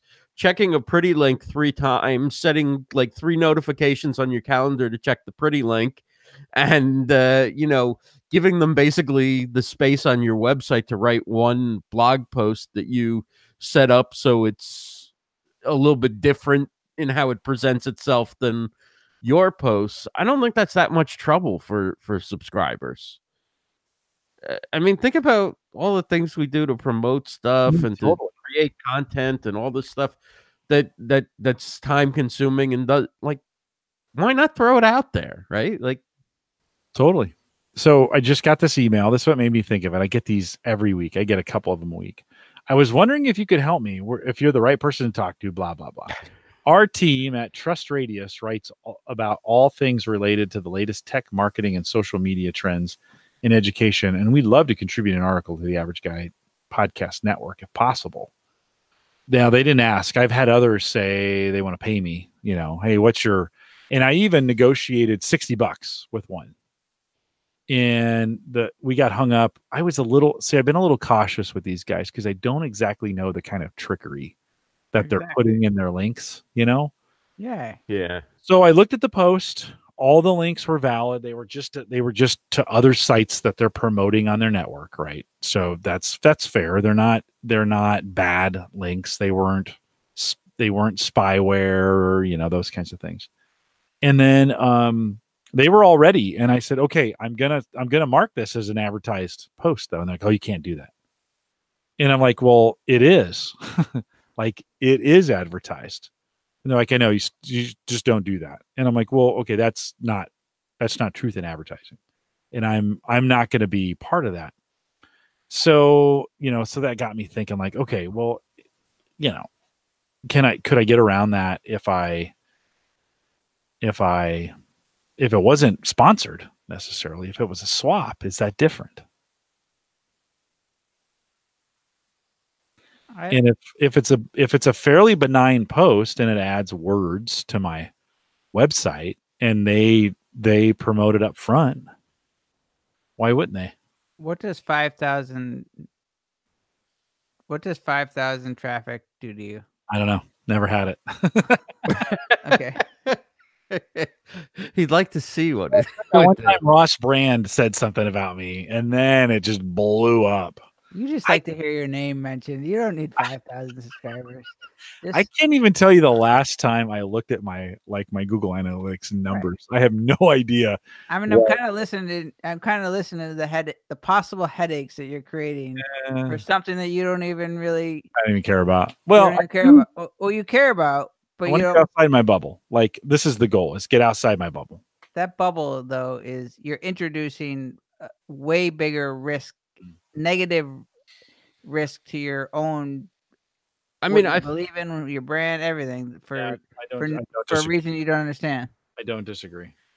I mean, I think a better way, although more work, would be to either guest blog on a site that's popular about podcasting. If you wrote a guest article or a guest blog post with a link back to your site or a link to your podcast, or to invite somebody to guest blog on your site, somebody credible with a good following. That's another way to generate traffic. Yeah, back and I forth. just don't want to write a blog. Yeah. Like, I want them to do everything for me. I want to give them a link and say, hey, look, you get this link advertised and you get 1,000 views on it, and we're in business. I'll post anything you want. Ross will do it if you're on Monday Night Happy Hour. That's the price. Yeah, did we tell you, Ross? Yeah, I just actually posted something in the chat that I put on Medium this morning. So feel free if you'd like to run it on your. Nice. It's actually about the Mix Pre 3, since you guys were the ones who talked me into it. I do love it. Is it everything you wanted and more? Jacket on and It's more than I could have imagined. Is it really? How does it sound though? Does it sound good? That's great. Do I sound good? I mean, I'm losing my voice a little bit. You're getting compressed a little bit by Hangouts, but right. Yeah. But it really is like a just a workhorse, huh? I mean, I can use it for everything. Yeah. So, and it's small. It's great. You got the 3, right? Do you wish you got? Is the 3 enough for you? Oh yeah. Yeah, I mean, how often am I going to plug in 4 XLR mics or 5? No, never. You know, it's mostly just one, right? Yeah, the only difference with the 6 is that it has the TRS, like the combo. Oh, that doesn't have a combo jack? No, you can plug in a 3.5, but not a TRS. Not an eighth, not a quarter inch rather. I play guitar and sing into my Focusrite. I mean, I like having the combo jack. I use one for an XLR, and then I plug my guitar into the other. It's got 2 inputs. Oh, that's cool. Or 2 combo jacks. So I like the combo jacks for that reason alone. Otherwise, I probably wouldn't ever. Yeah, I don't think I really need it. I don't think I really need it. I mean, this has got a stereo 3.5 out, so you can plug it into a camera. Like they thought of everything. It's really amazing. All the things. I mean, you can record tracks independently, get the mix. So much you can do with it. It's funny because I think a lot of people think that's a pricey device, and it's actually like, I bet Sound Devices is like, this is like the most affordable thing we could have possibly come up with. And I mean, for what it does and for their quality of product that they make, like everybody knows Sound Devices, if you're in like video or whatever, as being like, it's top. I had on live stream deals on Thursday night somebody from Sound Devices, and they said prior to this line their cheapest product was like $3,500. Right, like everybody in the video industry had like the Sound Devices field recorders, and it was like $3,000 or something. Right. Like, this is like, they were like, holy crap, we released something for like $650. That's awesome. And the podcast was like, whoa, that's out of my budget. But you really, like, if you think about. But if you're going to buy a mixer or an interface, a cloud lifter, a Zoom recorder or whatever, you're there. You're going to be over that, and none of those things will do those tasks as well as this will, or last as long. Yeah, I think it's a. I mean, I know Chris Curran, podcast engineer. Yeah, you guys were both on his show. I mean, he said he referred to this as pro gear. I think so. This is pro quality. He's like, with the Shure SM7B and this, like, don't even mix anything else. You got a pro setup that you're like. Where's your levels? Where's your gain at to power that mic? You're not going to believe this. It's not even 55%. I don't believe that. Without a cloud lifter. I mean, I do believe it, but I'm not even 55%. That's. Do you know what the output of that is? And I get kind of confused, but do you know what they say that output is? Give me an example of what output is. I'm gonna screw it up because I feel like the SM7B is 60.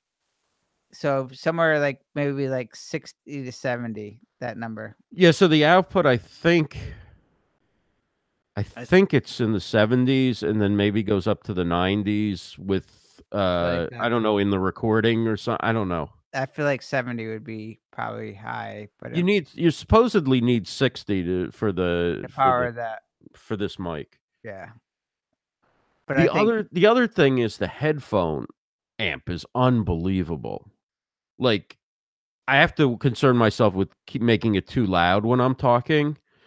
Um, in my other interface that I had, which was a really good one, I mean, for the price, but I could hardly hear myself, even with a cloud lifter and the gain. well, my Focusrite, which I actually am a huge fan of the Focusrites. I just think they're super quiet and basic. But I'm always at 10 on my headphone. Like I want louder headphones.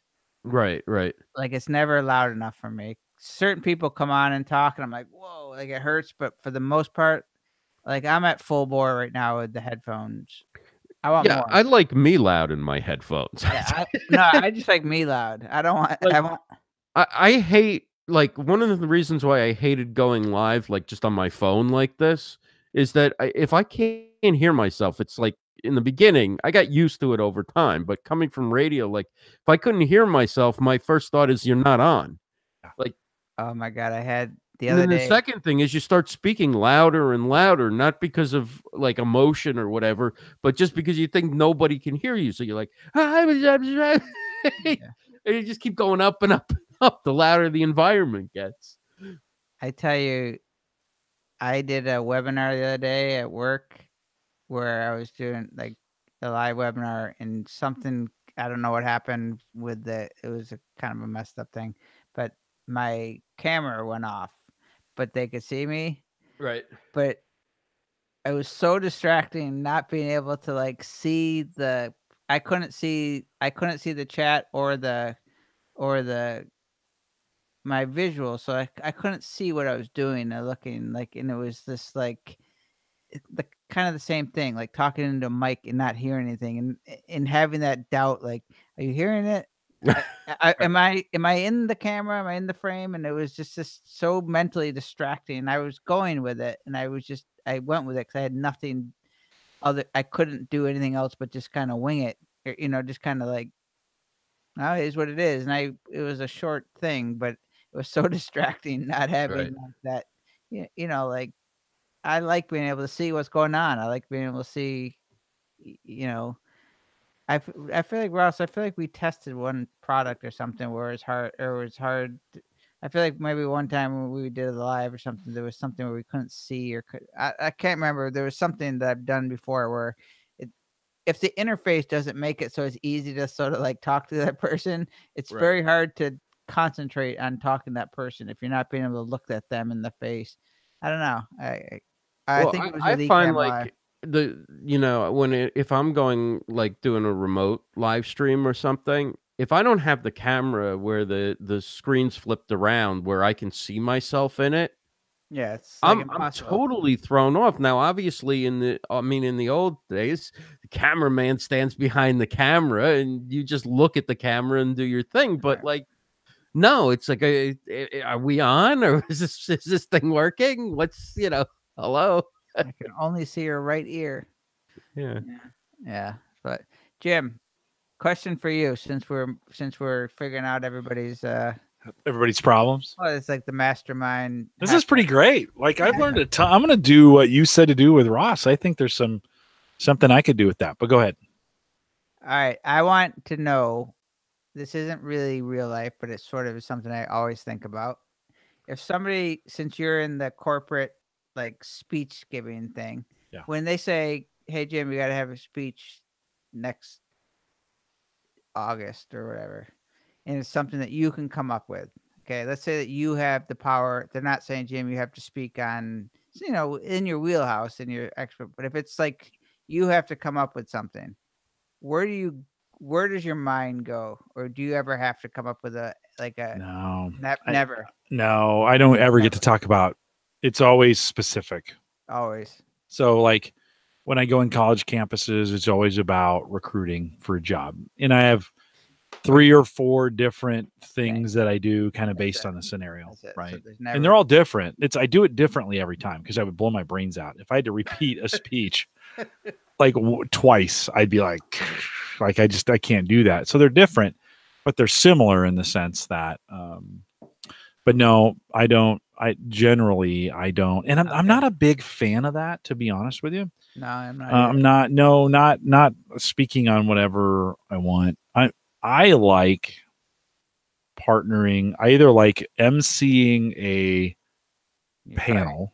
You're probably good for like a good facilitator. Yeah, that's really what I'm best. Or co-hosting like you and I are doing here, where this is why I like hanging out with Dave Jackson so much. He and I are like brothers from another mother on the way we think and how we interact. And we're not the same, but we're different enough.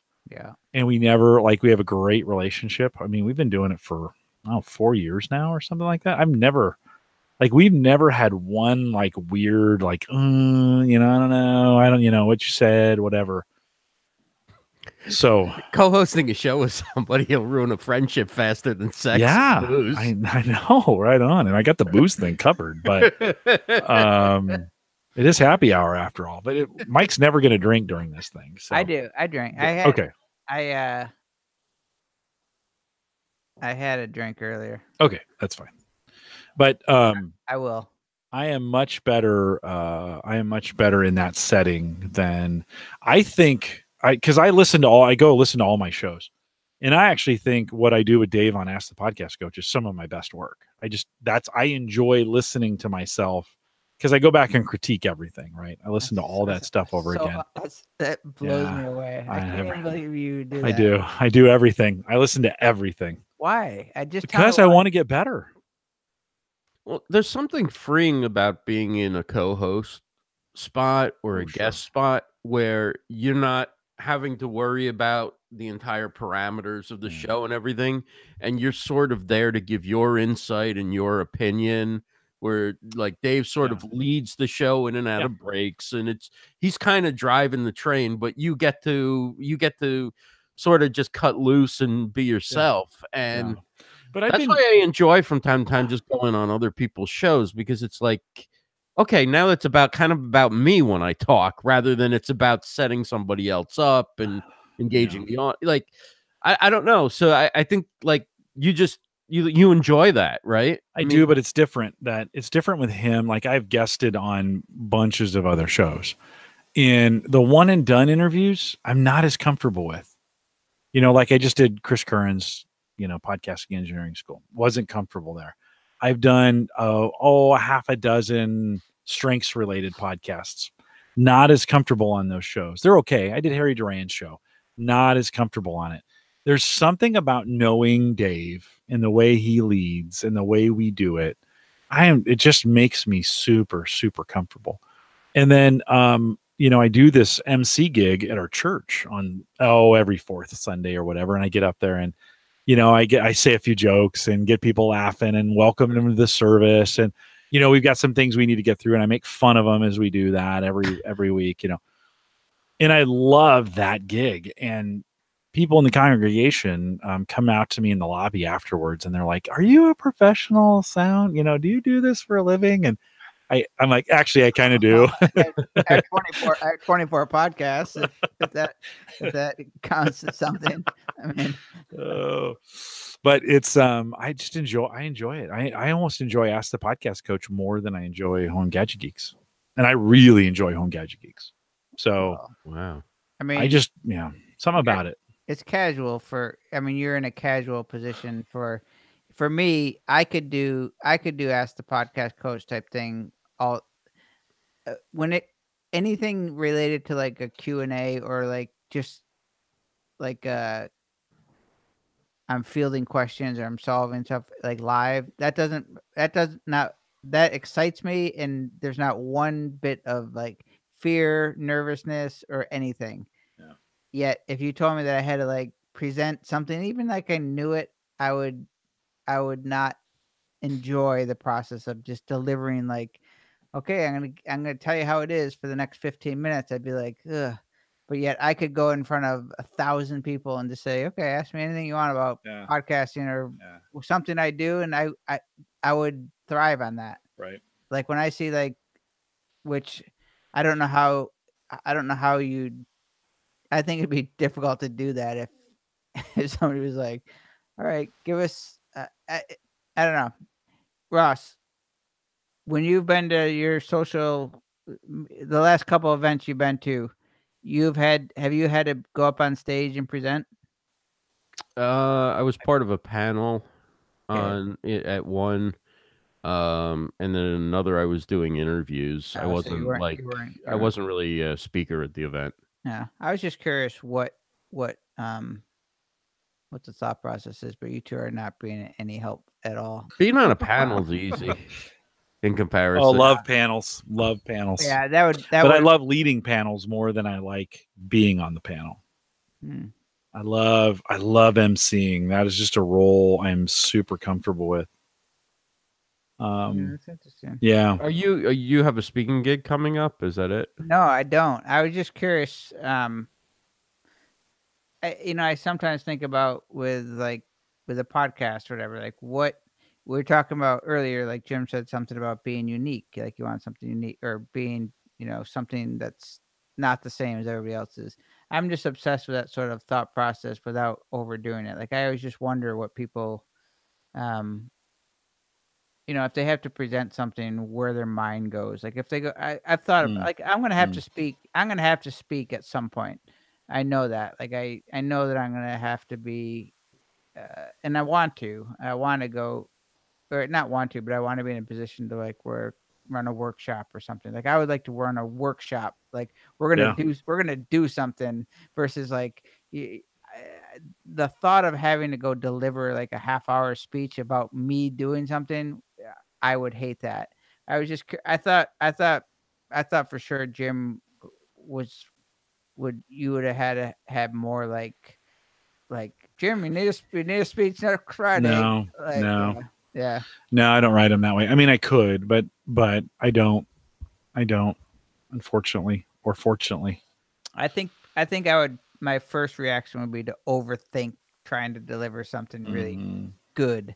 And then when the end of the day is, I think most people don't really care. Well, like most people don't really want the complicated, like they want something that, I don't know.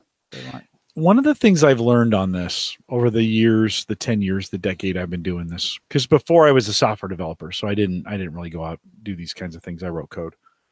And is that practice in a speech makes a difference. And I think I underestimated, and not just practice from like you practicing it at home by yourself, but I mean actually delivering it to people. Like I now understand the mind of a stand-up comic. Absolutely. Who does 300 nights a week and does the same routine for a year, and he or she they interchange things to kind of mix it up a little bit, and they do different stuff, but they have these little packages that they do. And when I'm out recruiting, it's almost like I'm doing stand-up comedy, and I have 3 spots that I know that people will laugh. And you deliver them, and it's all in the delivery. And that laugh changes everything. Like it increases engagement, it locks them in, it makes them feel comfortable. And it's all rehearsed stuff, right? But you have to deliver it like it's the first time you ever thought of it. Totally. Yeah. And you have to have energy. Like it took you by surprise that you thought of something that funny. Exactly. Yeah, no, exactly. And you go into a mode, you kind of go into this weird mode. I never understood stand-up comedy until I started in the last 4 years, started doing these where I would do these 7-minute presentations, but I would do 35 of them in a day. And you get in a rhythm, and it's addicting. Like you would think saying the same thing or something similar. I always mix it up, but you would think saying something similar all the time would drive you crazy, but you get addicted to the response. Like you wait for them to laugh, and you're like, I can't wait for the next crew so I can get them to laugh again. Right. And by the end of the day, you're ready for your HBO special. Something like that. Except with Jim Collison. Nobody'd watch that. Like, how to get a job at Gallup. Not funny, but apparently he makes it funny. But church is the same way, right? I have this church gig that I do from the platform. I tell them the same things every time I'm up there. You just twist it a little bit for humor, And I used to let's see, the Late Late Show used to be with Craig Ferguson. And he used to do this little bit where he would say a joke and he'd be like, hey, the Wi-Fi was out. And then he'd go, I know. You know, he would do that like as a response, and the crowd would laugh every time. And I did that one time. I came into our late service and I said, hey, this morning was a disaster. The Wi-Fi was out. And it got really quiet. And I looked at him and I went, I know. And they all just started busting out laughing, right? Because it's in the timing and the delivery, right? And some of those kinds of things. And so that, Mike, that has been a very different thing for me, is almost looking forward to those conversations, because you're going to get laughs. And I understand why stand-up comics get addicted to that. I'm obsessed with stand-up comics. I mean, I'm fascinated by like Seinfeld's like process and listening to him explain. I mean, and I like listening to him explain to people who are like, come up to him, and when he talks about people who ask him for advice, and he's like, you need to like do it a zillion times, and you need to spend like ungodly amounts of time doing it. That's the advice, you know, like, and it's the same thing that I feel like that I hear with podcasters. And like the whole time, like when I was really kind of like, you know, or if I'm trying to help somebody or do something, like when you hear the conversation, like, oh, I don't script, I wing it. Like that's BS if you do this. And I'm saying to myself, it's such a crock when I hear people say that they don't prepare. They like the conversations to be natural. All they're saying is that I'm too lazy to actually put the time in, is because I don't care who you are. It's like when you say like the professional athlete or the person who's made $1 million business. Not one of them did it accidentally. Not one of them did it without just like unbelievably like the crappiest like days forever.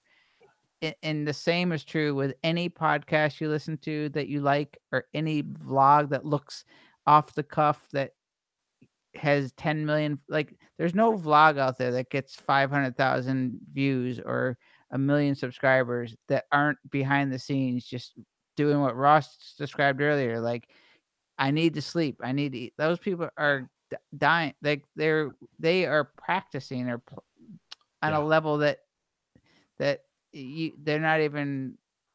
And so like that plan thing or that practice thing that you mentioned, I think is the key to most every speech, for sure.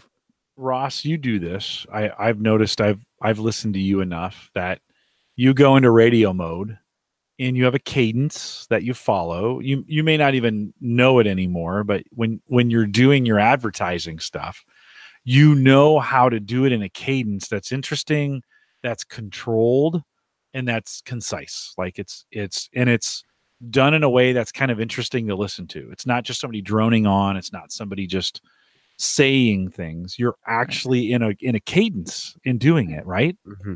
Yeah. But I'm not conscious of it anymore. No, you just do it. You do it natural. I do the same thing. I get up in front of the people at church and I'm like, hey, everybody, good morning. Welcome. My name is Jim Collison. I'm a volunteer here at Reality Church. Glad that you're a part of our service this morning out in the seat pockets. You do these things, you do them enough, and you get into a cadence. And I think the amazing thing about that, it's the same thing with the opening to my show. This is the Average Guy Network, and you have found Home Gadget Geeks, show number 377, recorded right. I've said that so many freaking times, but it's practice, Mike, to what you're saying, Ross. And I think it's the same thing with you, even though you're doing different things. You've practiced that craft so much, you can just knock it out. You go into radio voice, guy. And I think there's a time, like having a casual conversation like this, I don't need to do that as much as, but when I'm doing a 1 minute That'd be weird, flash by the way. briefing, it'd be weird if you went into radio mode. Well, if you'd like to see some examples of me going into radio mode, head on over to livestreamuniverse.com. It's livestreamuniverse.com. Check out our shows, make a donation, buy some products. No, what I was saying is like, there's a reason why they talk like that in radio, right? Like, because it's a good way to deliver information quickly, right? So when I'm doing a flash briefing, I don't want it to sound like I'm reading each word off a page. I want it to come at you quickly and in a way that it's so instinctive. I can't even explain it anymore. But for a flash briefing, to me, that's the right way to approach it. But obviously, a long form conversation, it would be strange to do that. No, but you would know, and you probably know from reading copy. This is something I need to get better at. They keep asking me to read copy at Gallup, and I'm not a good copy reader. I am good at, I've got a few right now. I'm not a one trick pony, but maybe I'm a 3-trick pony. And I've got some things well rehearsed and well practiced that I do. Reading copy is another talent that just takes a different set of skills. And Ross, that's probably what you practiced most of when you're doing your radio, is being that art of reading copy and having it sound like you're just saying it. Right. That's the key, right? And it's interesting. And you have high energy and all those pieces, which is different than giving a speech, Mike, to come full circle back to what you're talking about. You wouldn't, when I'm giving a speech or when I'm talking to people, I teach a lot. So, I'll go into a class, read the class, figure out what they need based on the curriculum. Then we'll do the class. I don't go into radio mode. I don't start trying to, do the radio thing. I have a teaching style that I go into when we start working through the material, and it's a lot different. But you probably do adapt to the people in the room. Like you do their personality. If they're all quiet, then you're not gonna be like, hey everybody, like they're nervous or they're quiet. You gotta warm them up. Or you kind of say, hey, what's going on? Like, you guys seem quiet. Like, what's going on? Yeah. Yeah. And you do comedians. So I just celebrated my birthday. Everybody starts clapping, and then just got married. That's a great trick. That's a really good trick. I always wondered why they did that. It's like, well, it gets people to start clapping, and then it gives them an excuse to go into a story about when you're getting older.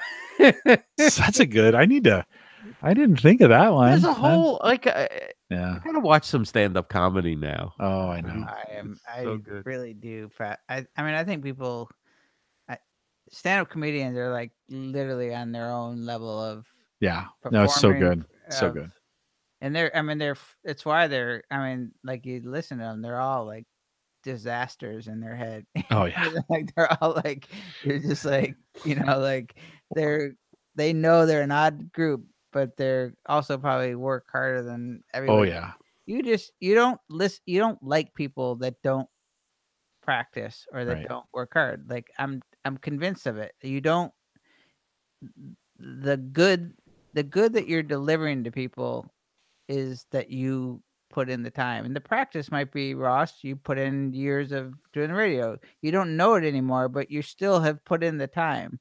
Like I couldn't go in and be a radio voice because I put in the time. You know what I mean? Like I could try to copy somebody doing something and you would know right away that wasn't me doing that. But yet the person that does it forever or a lot does it without making it look like they do anything. You just do it.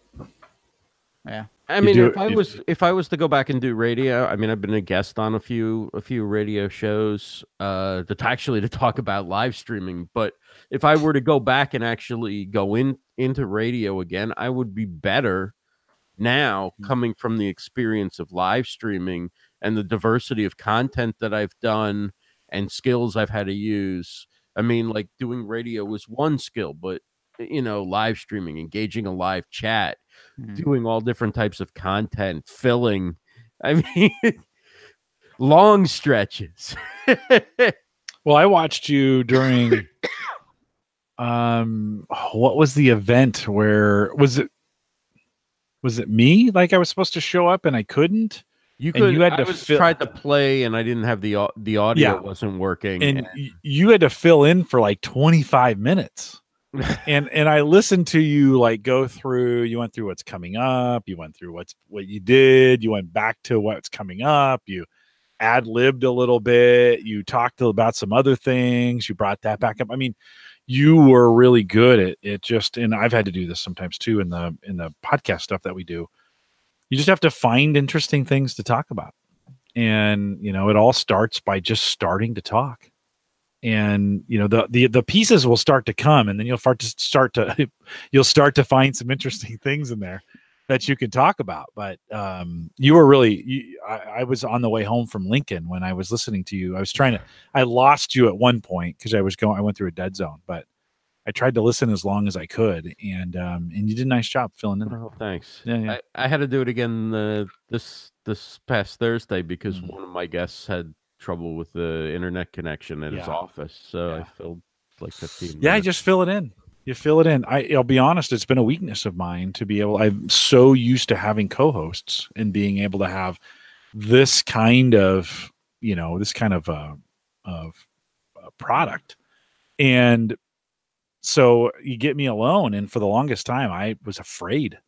Like I didn't want to do my own solo podcast, and I've only done maybe 3 on Home Gadget Geeks, but they get easier each time. I get better at them. I structure them a little bit differently. You kind of, like Mike, like you said, I put a few more notes together than I normally would. You practice, you spend some time investing, you think through what you're going to say. You kind of practice it in your head before you go in. I can't tell you how many times I've been going to an event and I've practiced I don't practice the speech. I practice the structure of the speech, because it's going to change kind of based on the response I get back from the audience, whatever it is. But you practice the response. Okay, I need to get these 4 things across, and you practice. These are the 4 things. I need to have these 4 things down and nailed. Everything else will fill in. I just need to make sure I'm covering these 4 things. So I practice those. I'll be driving to an event, practicing in my mind out loud. How do I want to say things? Like, what will it sound like when it actually comes out of my mouth? I've said some things and you're like, oh God, do not say that. Don't say it.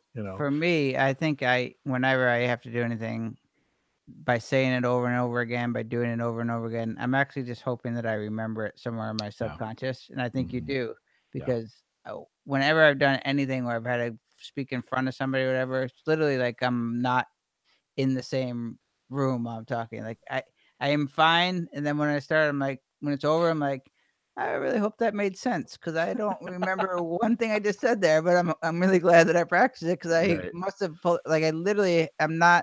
I'm not thinking the way I would think in a conversation if we were just chatting.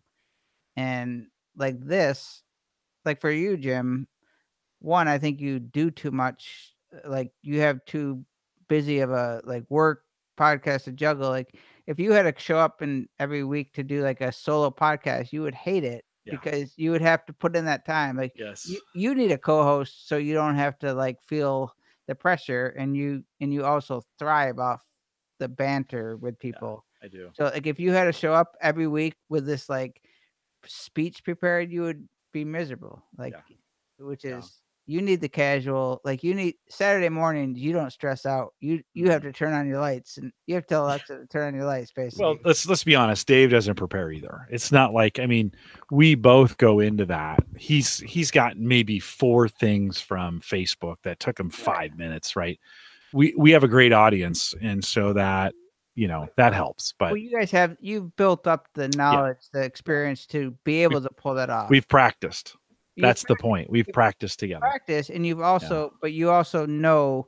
I mean, I don't know for sure, but I would be willing to bet you don't get nervous going on a Saturday morning. You're like, I just got to show up and do my thing because it's comfortable. Yeah, I get excited, not nervous, but excited. Like, oh, sweet! Like I get to hang out with Dave, right? For the next hour and a half. If it was Dave was like, all right, Saturday morning, I'm gone. And I really want this one to be like there's some big I really want this one to be more you teaching people how to. You'd be like, oh, it wouldn't be as fun. I don't like this anymore. Wouldn't be as fun. Yeah, I could do it maybe once. I wouldn't want to do it all the time. No, right? I wouldn't want to do it all the time. But it's not kind of what you. And I think the same thing probably is at work. You get off on facilitating or gathering the group together, not well. And I have a couple classes that I teach that I know as structure. I know what we need to get done, and then I'm gonna fashion that around what I'm given from an audience perspective. So I'm not gonna go in rigid and okay, this is exactly how we're gonna get it done. I'm going to go in and ask some questions in the very beginning. That's going to tell me how the audience is feeling. And then I'm going to custom build that right there for them based on where they're at today. And I've given that class dozens, maybe, 25, 30, 40 times, maybe more. And so, I don't even think about it anymore, right? It's the art of practice. I've practiced it. I've done it so many times. And what's interesting is it starts to morph too, as we learn new things about the science and about what we're trying to do. You can add new things into that. So it's not even close to what it was when I first started. But so why do people, when they're done, think that was a good class? I think because they can walk away with something, like with a call to action. Like they know what to do after that. Do they learn anything? Is that important? I think they learn things about themselves. Yeah, I think that's super important. Yeah. I think they discover, if they've really paid attention, they've discovered something about themselves that, I have a 2-part class, and the first one is to get them to help realize that they have unique skills and talents that not everybody has, and that they're a spoke on a wheel of diversity. So, but they all have their own unique superpower of some kind. They just need to find it. Like, some of them know, some of them don't, right? And then the second one is how good are you on your team, and how are you providing engagement to that team? Because that matters. Your grade will depend on how well you do on this team. And you can do it the hard way, or you can do it the easy way. And the easy way is, spend some time sharpening your axe, as opposed to just getting after the tree. So many students just, okay, we got an assignment. Let's just start hacking the tree down. And you're like, guys, let's do a little homework. Like, hey, if you just study a little bit, you'll know what you're doing. So anyways, those are the two main points. Yeah. What we've seen in the classes that we've taught, we measure. So I do an engagement survey when they start, and I do one at the end, and they always go up. And, and so we know we're making a difference in their engagement in the class in some way. Lots of other factors that go into it, but it's not going down. So, you go, okay, well, that kind of works. It's kind of cool.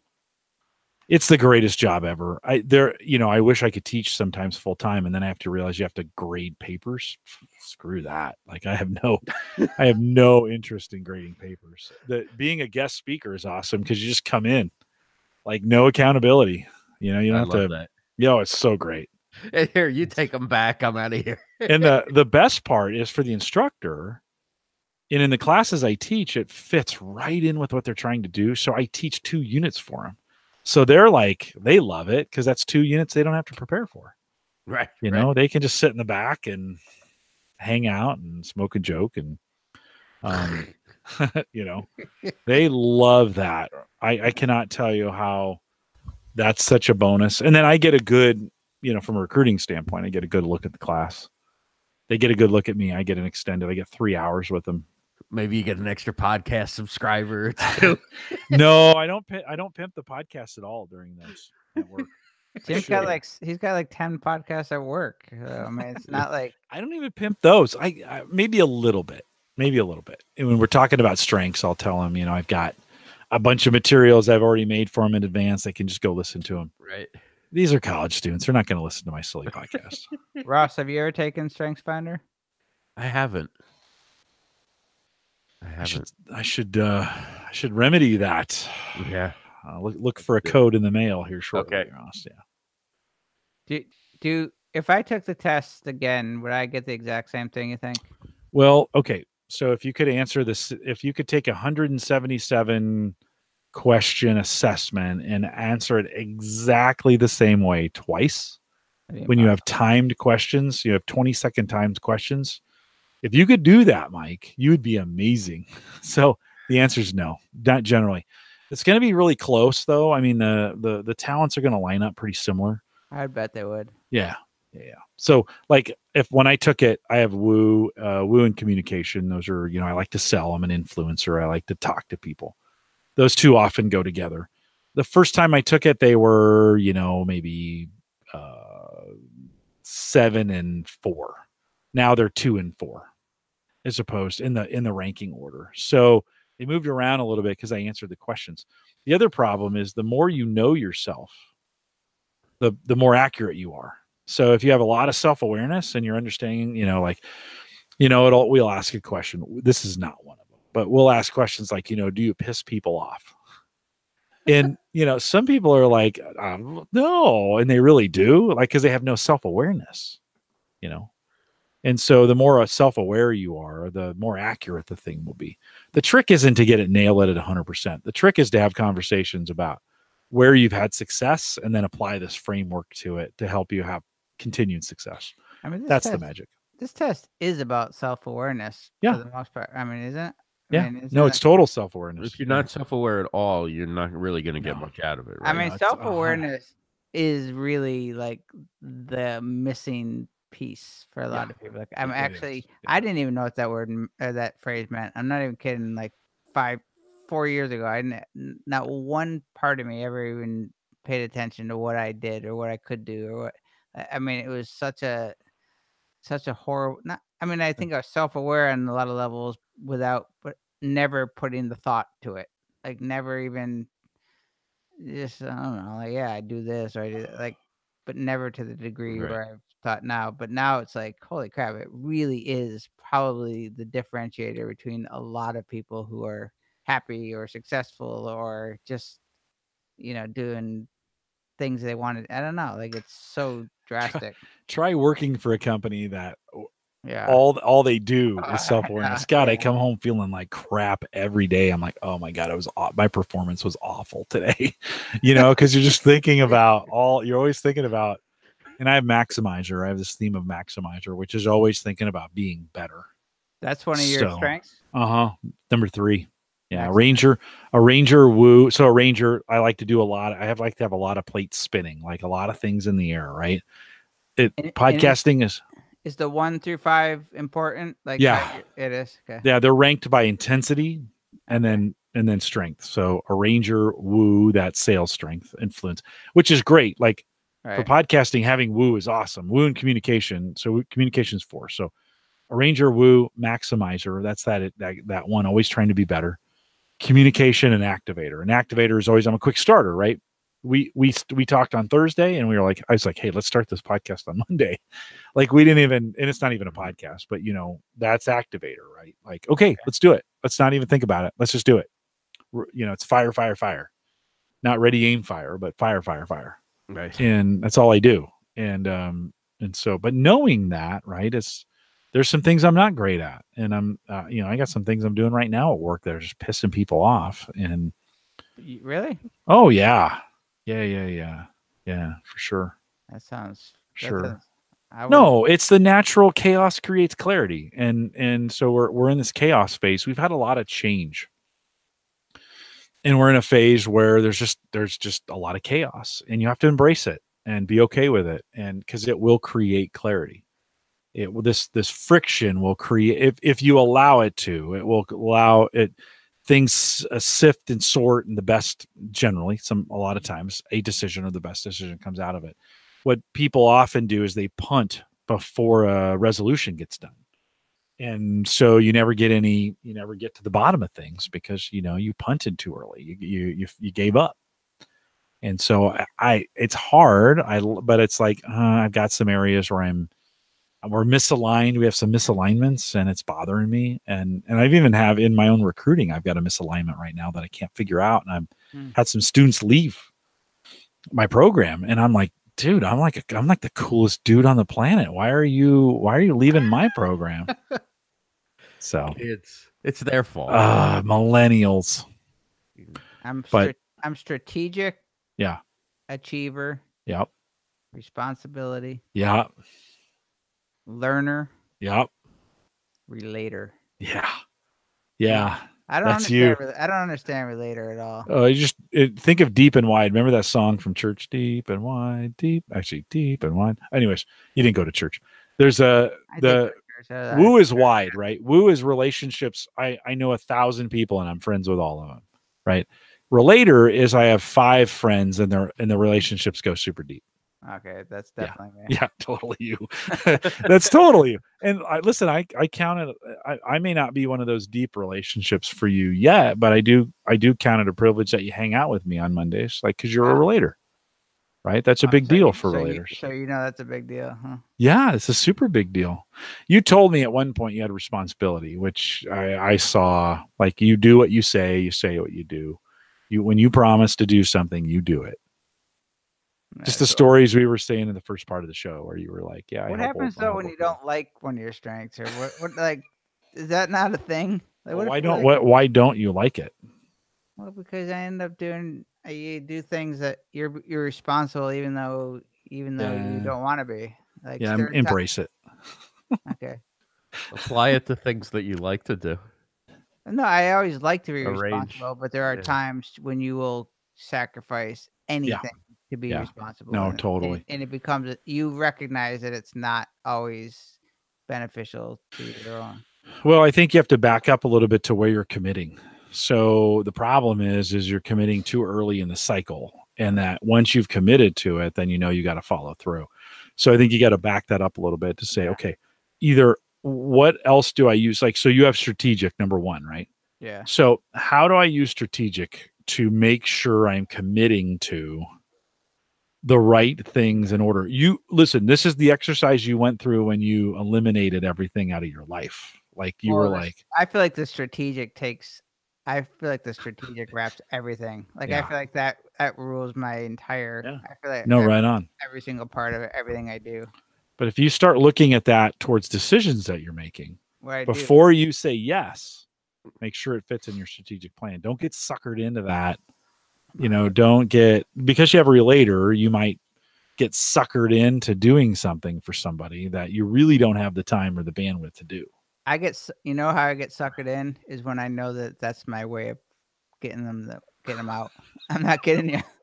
Like, that sounds horrible, but that's my way of saying I'll do this as long as you get the hell away from me. It sounds horrible. Like, it's easier to do the thing than it is to have to keep dealing with If something. I do this, I don't have to be. I don't have to. That's so great. Like, it sounds. I've is never really. so I've never great. really. That sounds horrible saying that, but that is No. probably what I think. Yeah. Like, if I do this, you have to go away. You're going to leave now. Well, that's awareness, right? Though, but that's some good self-awareness, knowing that you do that. That's a horrible. I have no responsibility. Responsibility is like 34 for me. And so I know, like, I struggle. Like, as a kid, I have a Ranger, which is I like to have a lot of plates spinning. And so I would always way overcommit, and then I get more things than I could do, and then I couldn't. And I had the talent to get it done. I just didn't have the time. And I would just really let people down, right? And so I started to try to, as I got older, and I figured out this strength stuff. And I'm still working on it, but how do I use Maximizer as a quality check? Like, okay, if I'm going to commit to something and it's going to have serious consequences, I need to make sure that I can actually follow through on this thing, and that it'll be good. And I'll say no. I got asked this weekend to be on another board, and I was like, no, actually I can't. Sorry. I mean, I'd love to. This is something, and I had to quit our credit union board, which I just love, but it was too much. And I couldn't. They were asking for more than I could give, and so I'm trying to help with that Maximizer, trying to help me. I invoke that, and I call it like I invoke it. I'm like, nope. Maximizer says I'm not going to be able to give the best quality, so I shouldn't do it.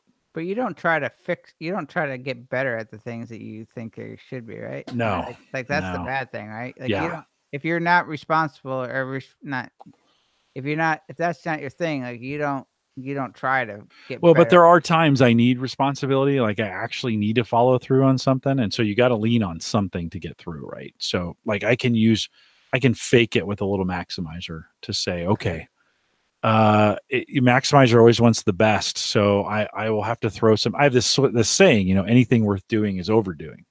So, for me, like, if I'm going to commit something, I'm going to go all the way in.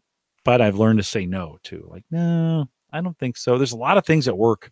Even 10 years ago, I used to try and do everything that was offered, and now people are like, well, aren't you going to? I'm like, no, I'm not going to actually. Well, but can't you? No, I can't actually. No, it's not going to work out today. There must be so many dynamics at Gallup that people are like, hey, I'm not the irresponsible is number 34.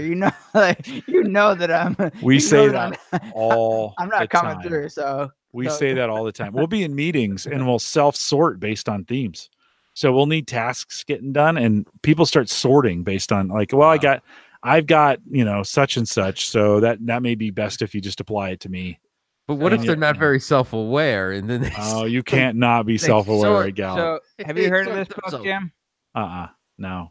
So he did this thing, and I was fascinated by it because I felt like I thought the same. I wish I could think the same way. He was like way over, but they did like trading. Well, he was so controversial. He did like trading cards based on their strengths, and he became like they didn't give people the jobs that were doing, and like people thought it was like this horrible thing. But he was like, "Well, I made these people became so like grateful for this guy because it was hard as hell. Like he made people really fess up to the thing, but he was like, he created baseball cards for what their thing was. And if they were doing something, he aligned the people that was going to do it, and they became wildly successful. And the people became like, holy crap, like I am doing the thing that I'm really good at. I didn't know it, but they pulled it, and I don't know if they did Strength Finder. I think they did their own version of it, or did Strength Finder. I'm sure they did. But it was amazing. But like I was fascinated by it because it was like such a common sense strategy to get. If you want to get something, like you don't give the guy that isn't going to do it well that job, or they're gonna say at that meeting, yeah, I can probably get it done, and they're not gonna get it done. No, they're not. Don't give it to Jim. He's probably not going to get it done, or unless you pair him with somebody responsibility. My partner in recruiting, Jody, she has responsibility number one. So is my wife. So, like those are perfect partners for me. Like, see, but like I'm not the guy that's gonna get somebody. I'll get what I say done, but like on my thing, it always says like I need like somebody who's organized or busy, or somebody who's, I forgot what they called it, but there was another one that said like you need somebody that can. You need an activator. An activator is what I needed. Yeah, you need somebody to keep pushing you forward, because you'll get bogged down a little bit in strategic and responsibility. That's another bogged down because you'll want to finish things. I don't want to finish. I like to. I mean, I. No, you finish. Think about the 150 episodes. I finish. Yeah, you finish well, Mike. You're a good finisher. Yeah, don't sell yourself short. You do. I mean, I guess I don't really want to finish like the big. I don't want to get to the. Like I don't want the whole. I don't know. There's something I just like to do. I just like to move the thing forward. I'm not looking for the reward that it feels like I'm working towards, if that makes sense. Like, yeah, you may not need it. You may not need the reward. Getting the task done may be the reward for you.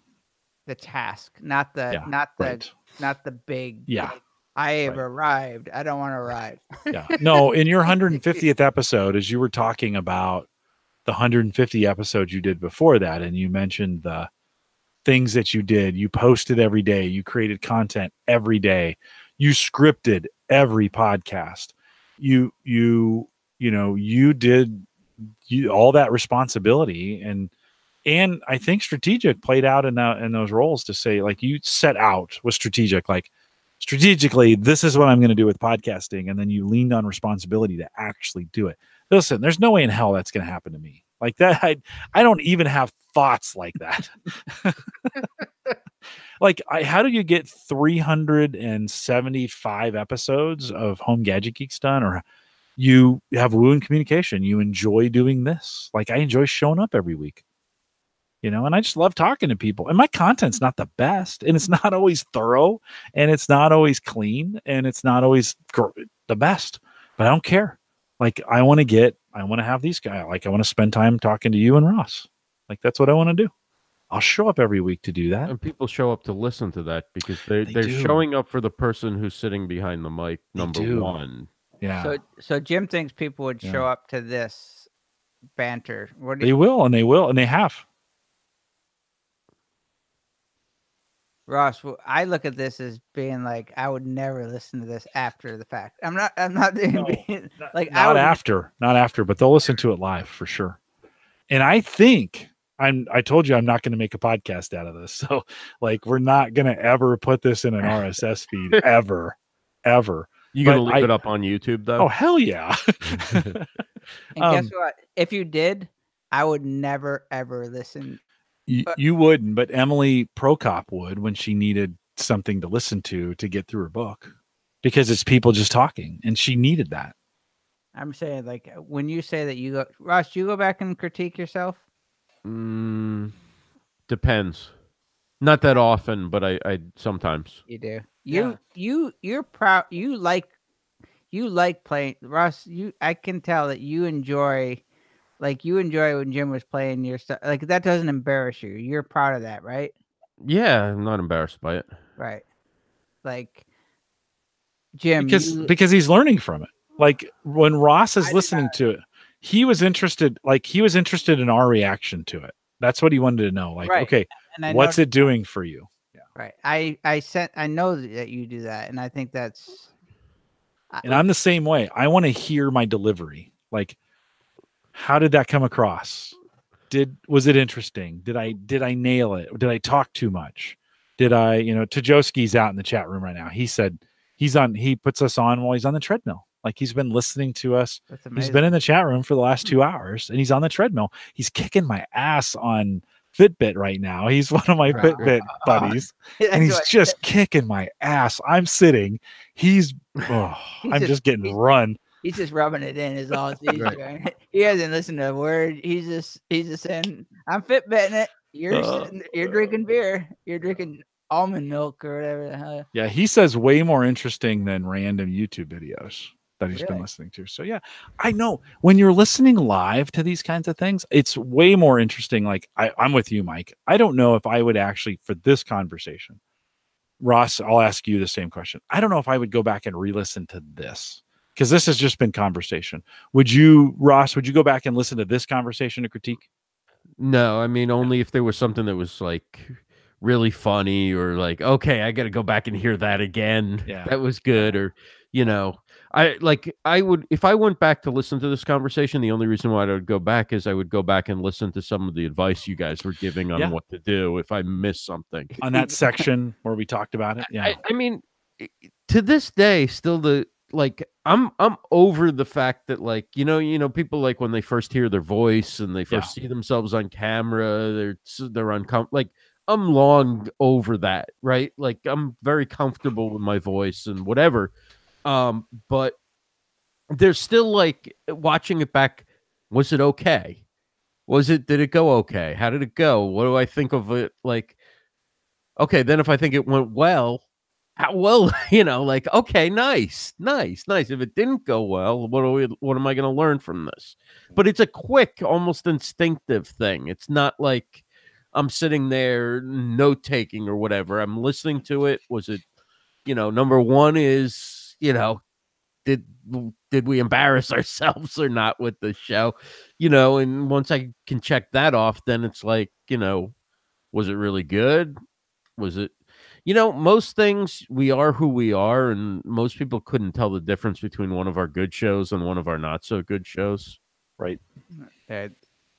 You never watched the news, like, growing up and go, whoa, Tom Brokaw was really on it today.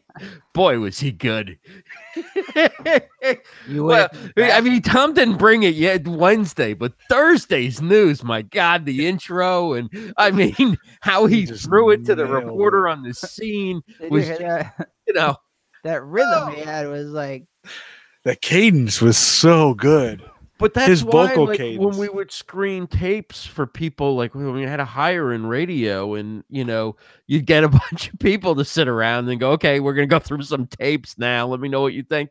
And everybody knows in 5 seconds whether somebody should be in the basket to take a look at, or you're eliminating 95% of the people. Like, they just don't sound like you would ever listen to them, right? Or they're not smart enough to know how to put a tape together.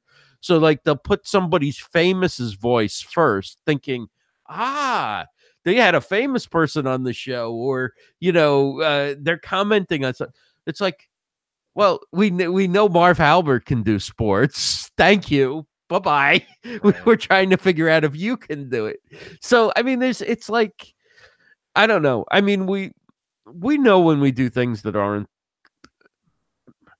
You know, it's the difference between using a $50 microphone and having a $1,000, $1,500 audio setup, right? The average person probably can't tell, but we know. Yeah. And people can definitely tell something. So, I mean, Yeah. if you accept that, okay, I don't care how good my shows are or whatever. If you just like, I don't care if it's good or not, it eventually won't be good. So while the average person can't tell one day to the next, if you didn't care about it, they'd eventually be able to tell. Yeah, for sure. I care a lot that I am getting better, or that I am improving, and I am like smarter, or like feeling more like, I don't know, that I'm able to do something better. Like that, I'm more interested in making sure that like my craft and my thing of whatever I'm doing is improving, and that I feel like I'm getting better at all sorts of things. I don't care. I'm not critiquing how I'm doing. Like it's a hard thing. Like, I would never go back. When I said I wouldn't go back and listen to him, the reason I wouldn't go back is because I was on it. That's it. Like, I might go back and listen to it if it was the two of you at a later date just to check it out. But I would never do it once I knew that I was part of it. Yeah. Like, there's I don't know if it's a fear. I don't think it's fear, because I really don't care if people critique me or say something. Like, I don't have that fear of that, but yet I would never go back and listen if I was part of it. Maybe the moment is good enough for you. The You moment know, is good enough. Yeah, it's not good enough for me. I'm in a different mental state now than I would be in the car listening to, you know, usually on Fridays. No, that's not true. Monday or Tuesday, I have some open time, and so I'll go on my own app and I'll listen to last week's Home Gadget Geeks, and I'll listen to the opening to be like, how did I do? Like, how did it sound? What did it sound like when I got 5 days away from this thing? Did I miss the intro? Did I talk too quiet in this spot? Did I, can you clearly hear the words? Did I throw it to Mike Weger enough? Did I, it's all those things are going through my head as I'm listening, as I'm critiquing that. And I don't get it in the moment. I'm not clear enough in the moment. Now, do you do anything with that? Do you just, it's all like, you don't write it down? No, I don't write it down. Okay. No, but I've made changes. I mean, I changed my music because it was too loud. Now, some of that was the audience feedback too. I heard it and I ignored it. I was like, I don't want to change it. And so I didn't. Then the audience was like, hey, we can't hear you on this part. And I'm like, let me turn the music down. That's pretty easy to do. I've only been doing it for 300 episodes. I think listening to it in the car is great. Listening to it as other people would receive it, where you have a little bit of distraction, where, your head isn't into it at the level of the person who created it, and you're receiving it a little bit more like an audience member. Yeah, no, I think it's I'm helpful. envious of both of you that could do that. I mean, like I'm saying, like, it's actually the smart, like, it's the way to get better at things. I think that, it's probably the strategic part of me, or the thing, like, I truly believe that I ignore anything that is like past the point of like, that is not fixable, or I guess you can fix if you do something wrong, but like, I don't think it's like, sort of when I'm done, I don't know, I'm always looking at the other direction of things, because the reason I don't like politics or things that I don't like when people just argue over things that have zero, like, there's nothing that can come out of this argument or this debate. Like, move on. Like, like, it's like the Facebook groups. The reason I can't stand it is people just talk about things that have, they're not looking for any solution. They're just like talking about something that happened like last week, or it's like, all right. But Mike, you might try to prepare to be good and put the work in. In other words, let's not fix this in post. Like, let's get it right in pre. Oh yeah, I'm all about trying to get it right. Yeah. Like I do all the Right work now. in the I do the Yeah. but I do the work in the back end. and Right. Make sure Right. that I'm up. Yeah. And then Yeah. at that, if I can't do it, I guess then I'm like, well, you missed. You get Yeah. it the next time. Yeah. And that's it. Because you have learner and responsibility and strategic, you're putting the time in and nail it the first time.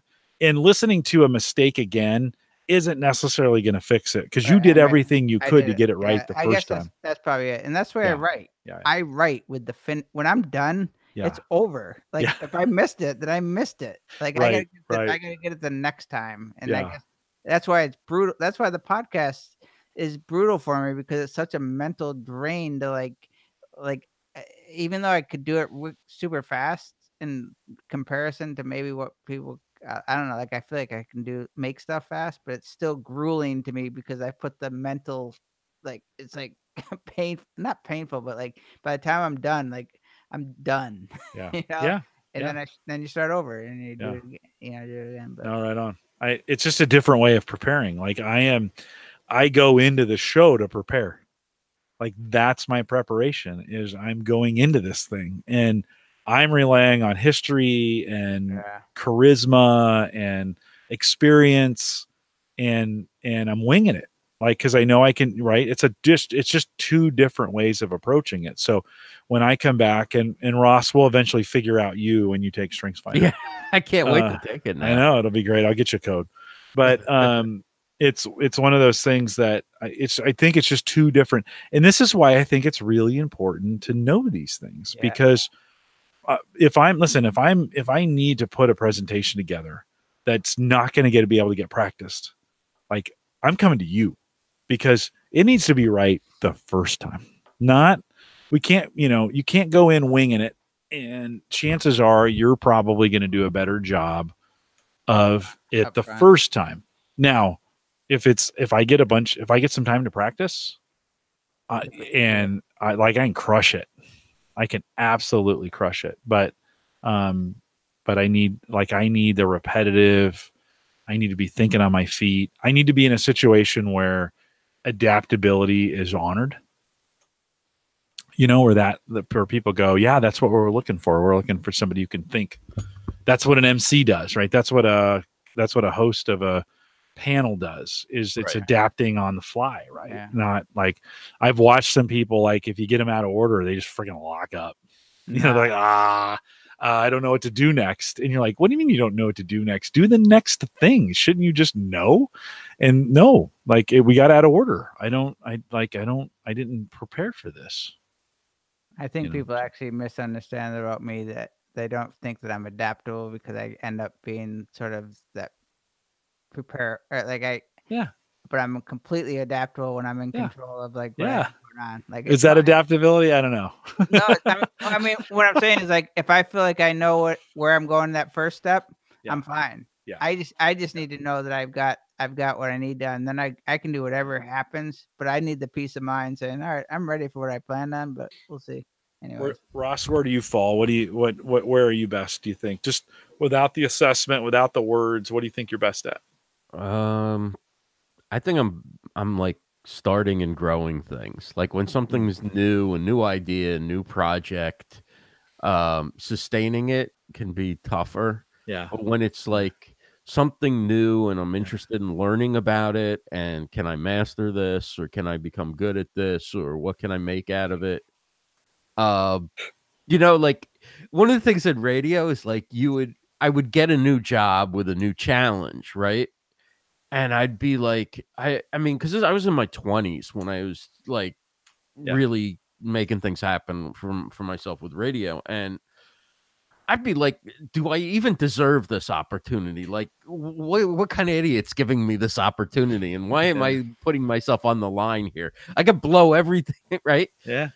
2 weeks later, after I've like figured it out and pulled it off or whatever, I'm like, oh, okay. So now I'm going to do this every day until I get another job.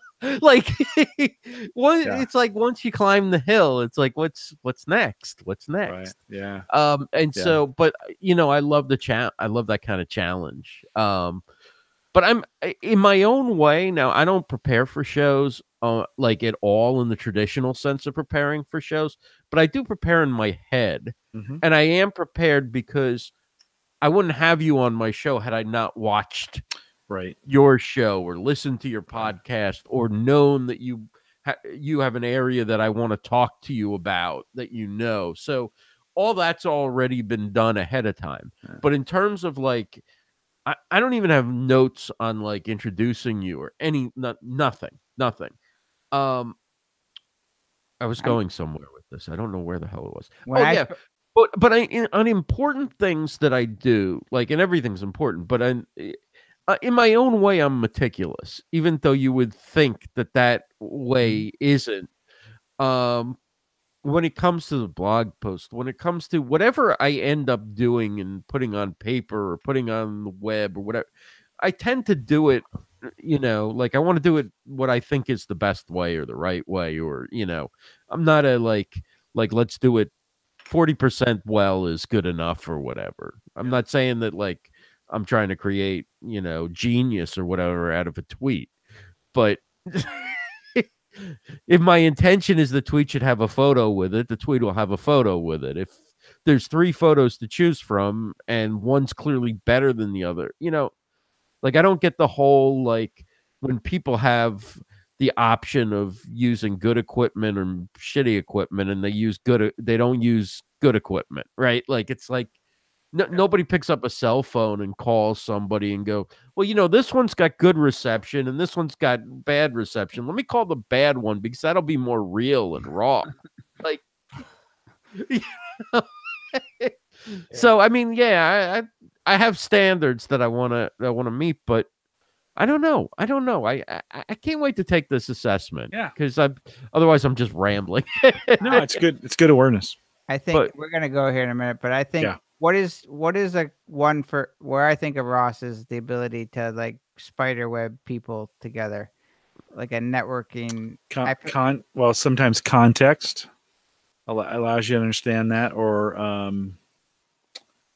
know what you're saying, but I'm drawing a blank. Too much beer. I feel like Roberto Blake called me a connector. Yeah. Well, we do have one called context, which is everything is for a reason, and sometimes that can be done in relationships. Like, what are all the connections? Anyways, keep going. Go with the idea, Mike. I'm just saying. I'm gonna guess if he takes a test, that's gonna be one of the things that shows up, is the ability to like magnet towards what you have going on. Like you have all these people that you interview, like some of the names are like, from companies that are significant or whatever. And I'm always like, I wouldn't in a million years attract those people, or even, I don't even know if I want. I mean, like, you have people coming to you, or it's easy. It seems easy for you to make that connect. Not easy, but like you connect people. You are a connector. That's going to show up somehow. That's going to show up something in your strengths.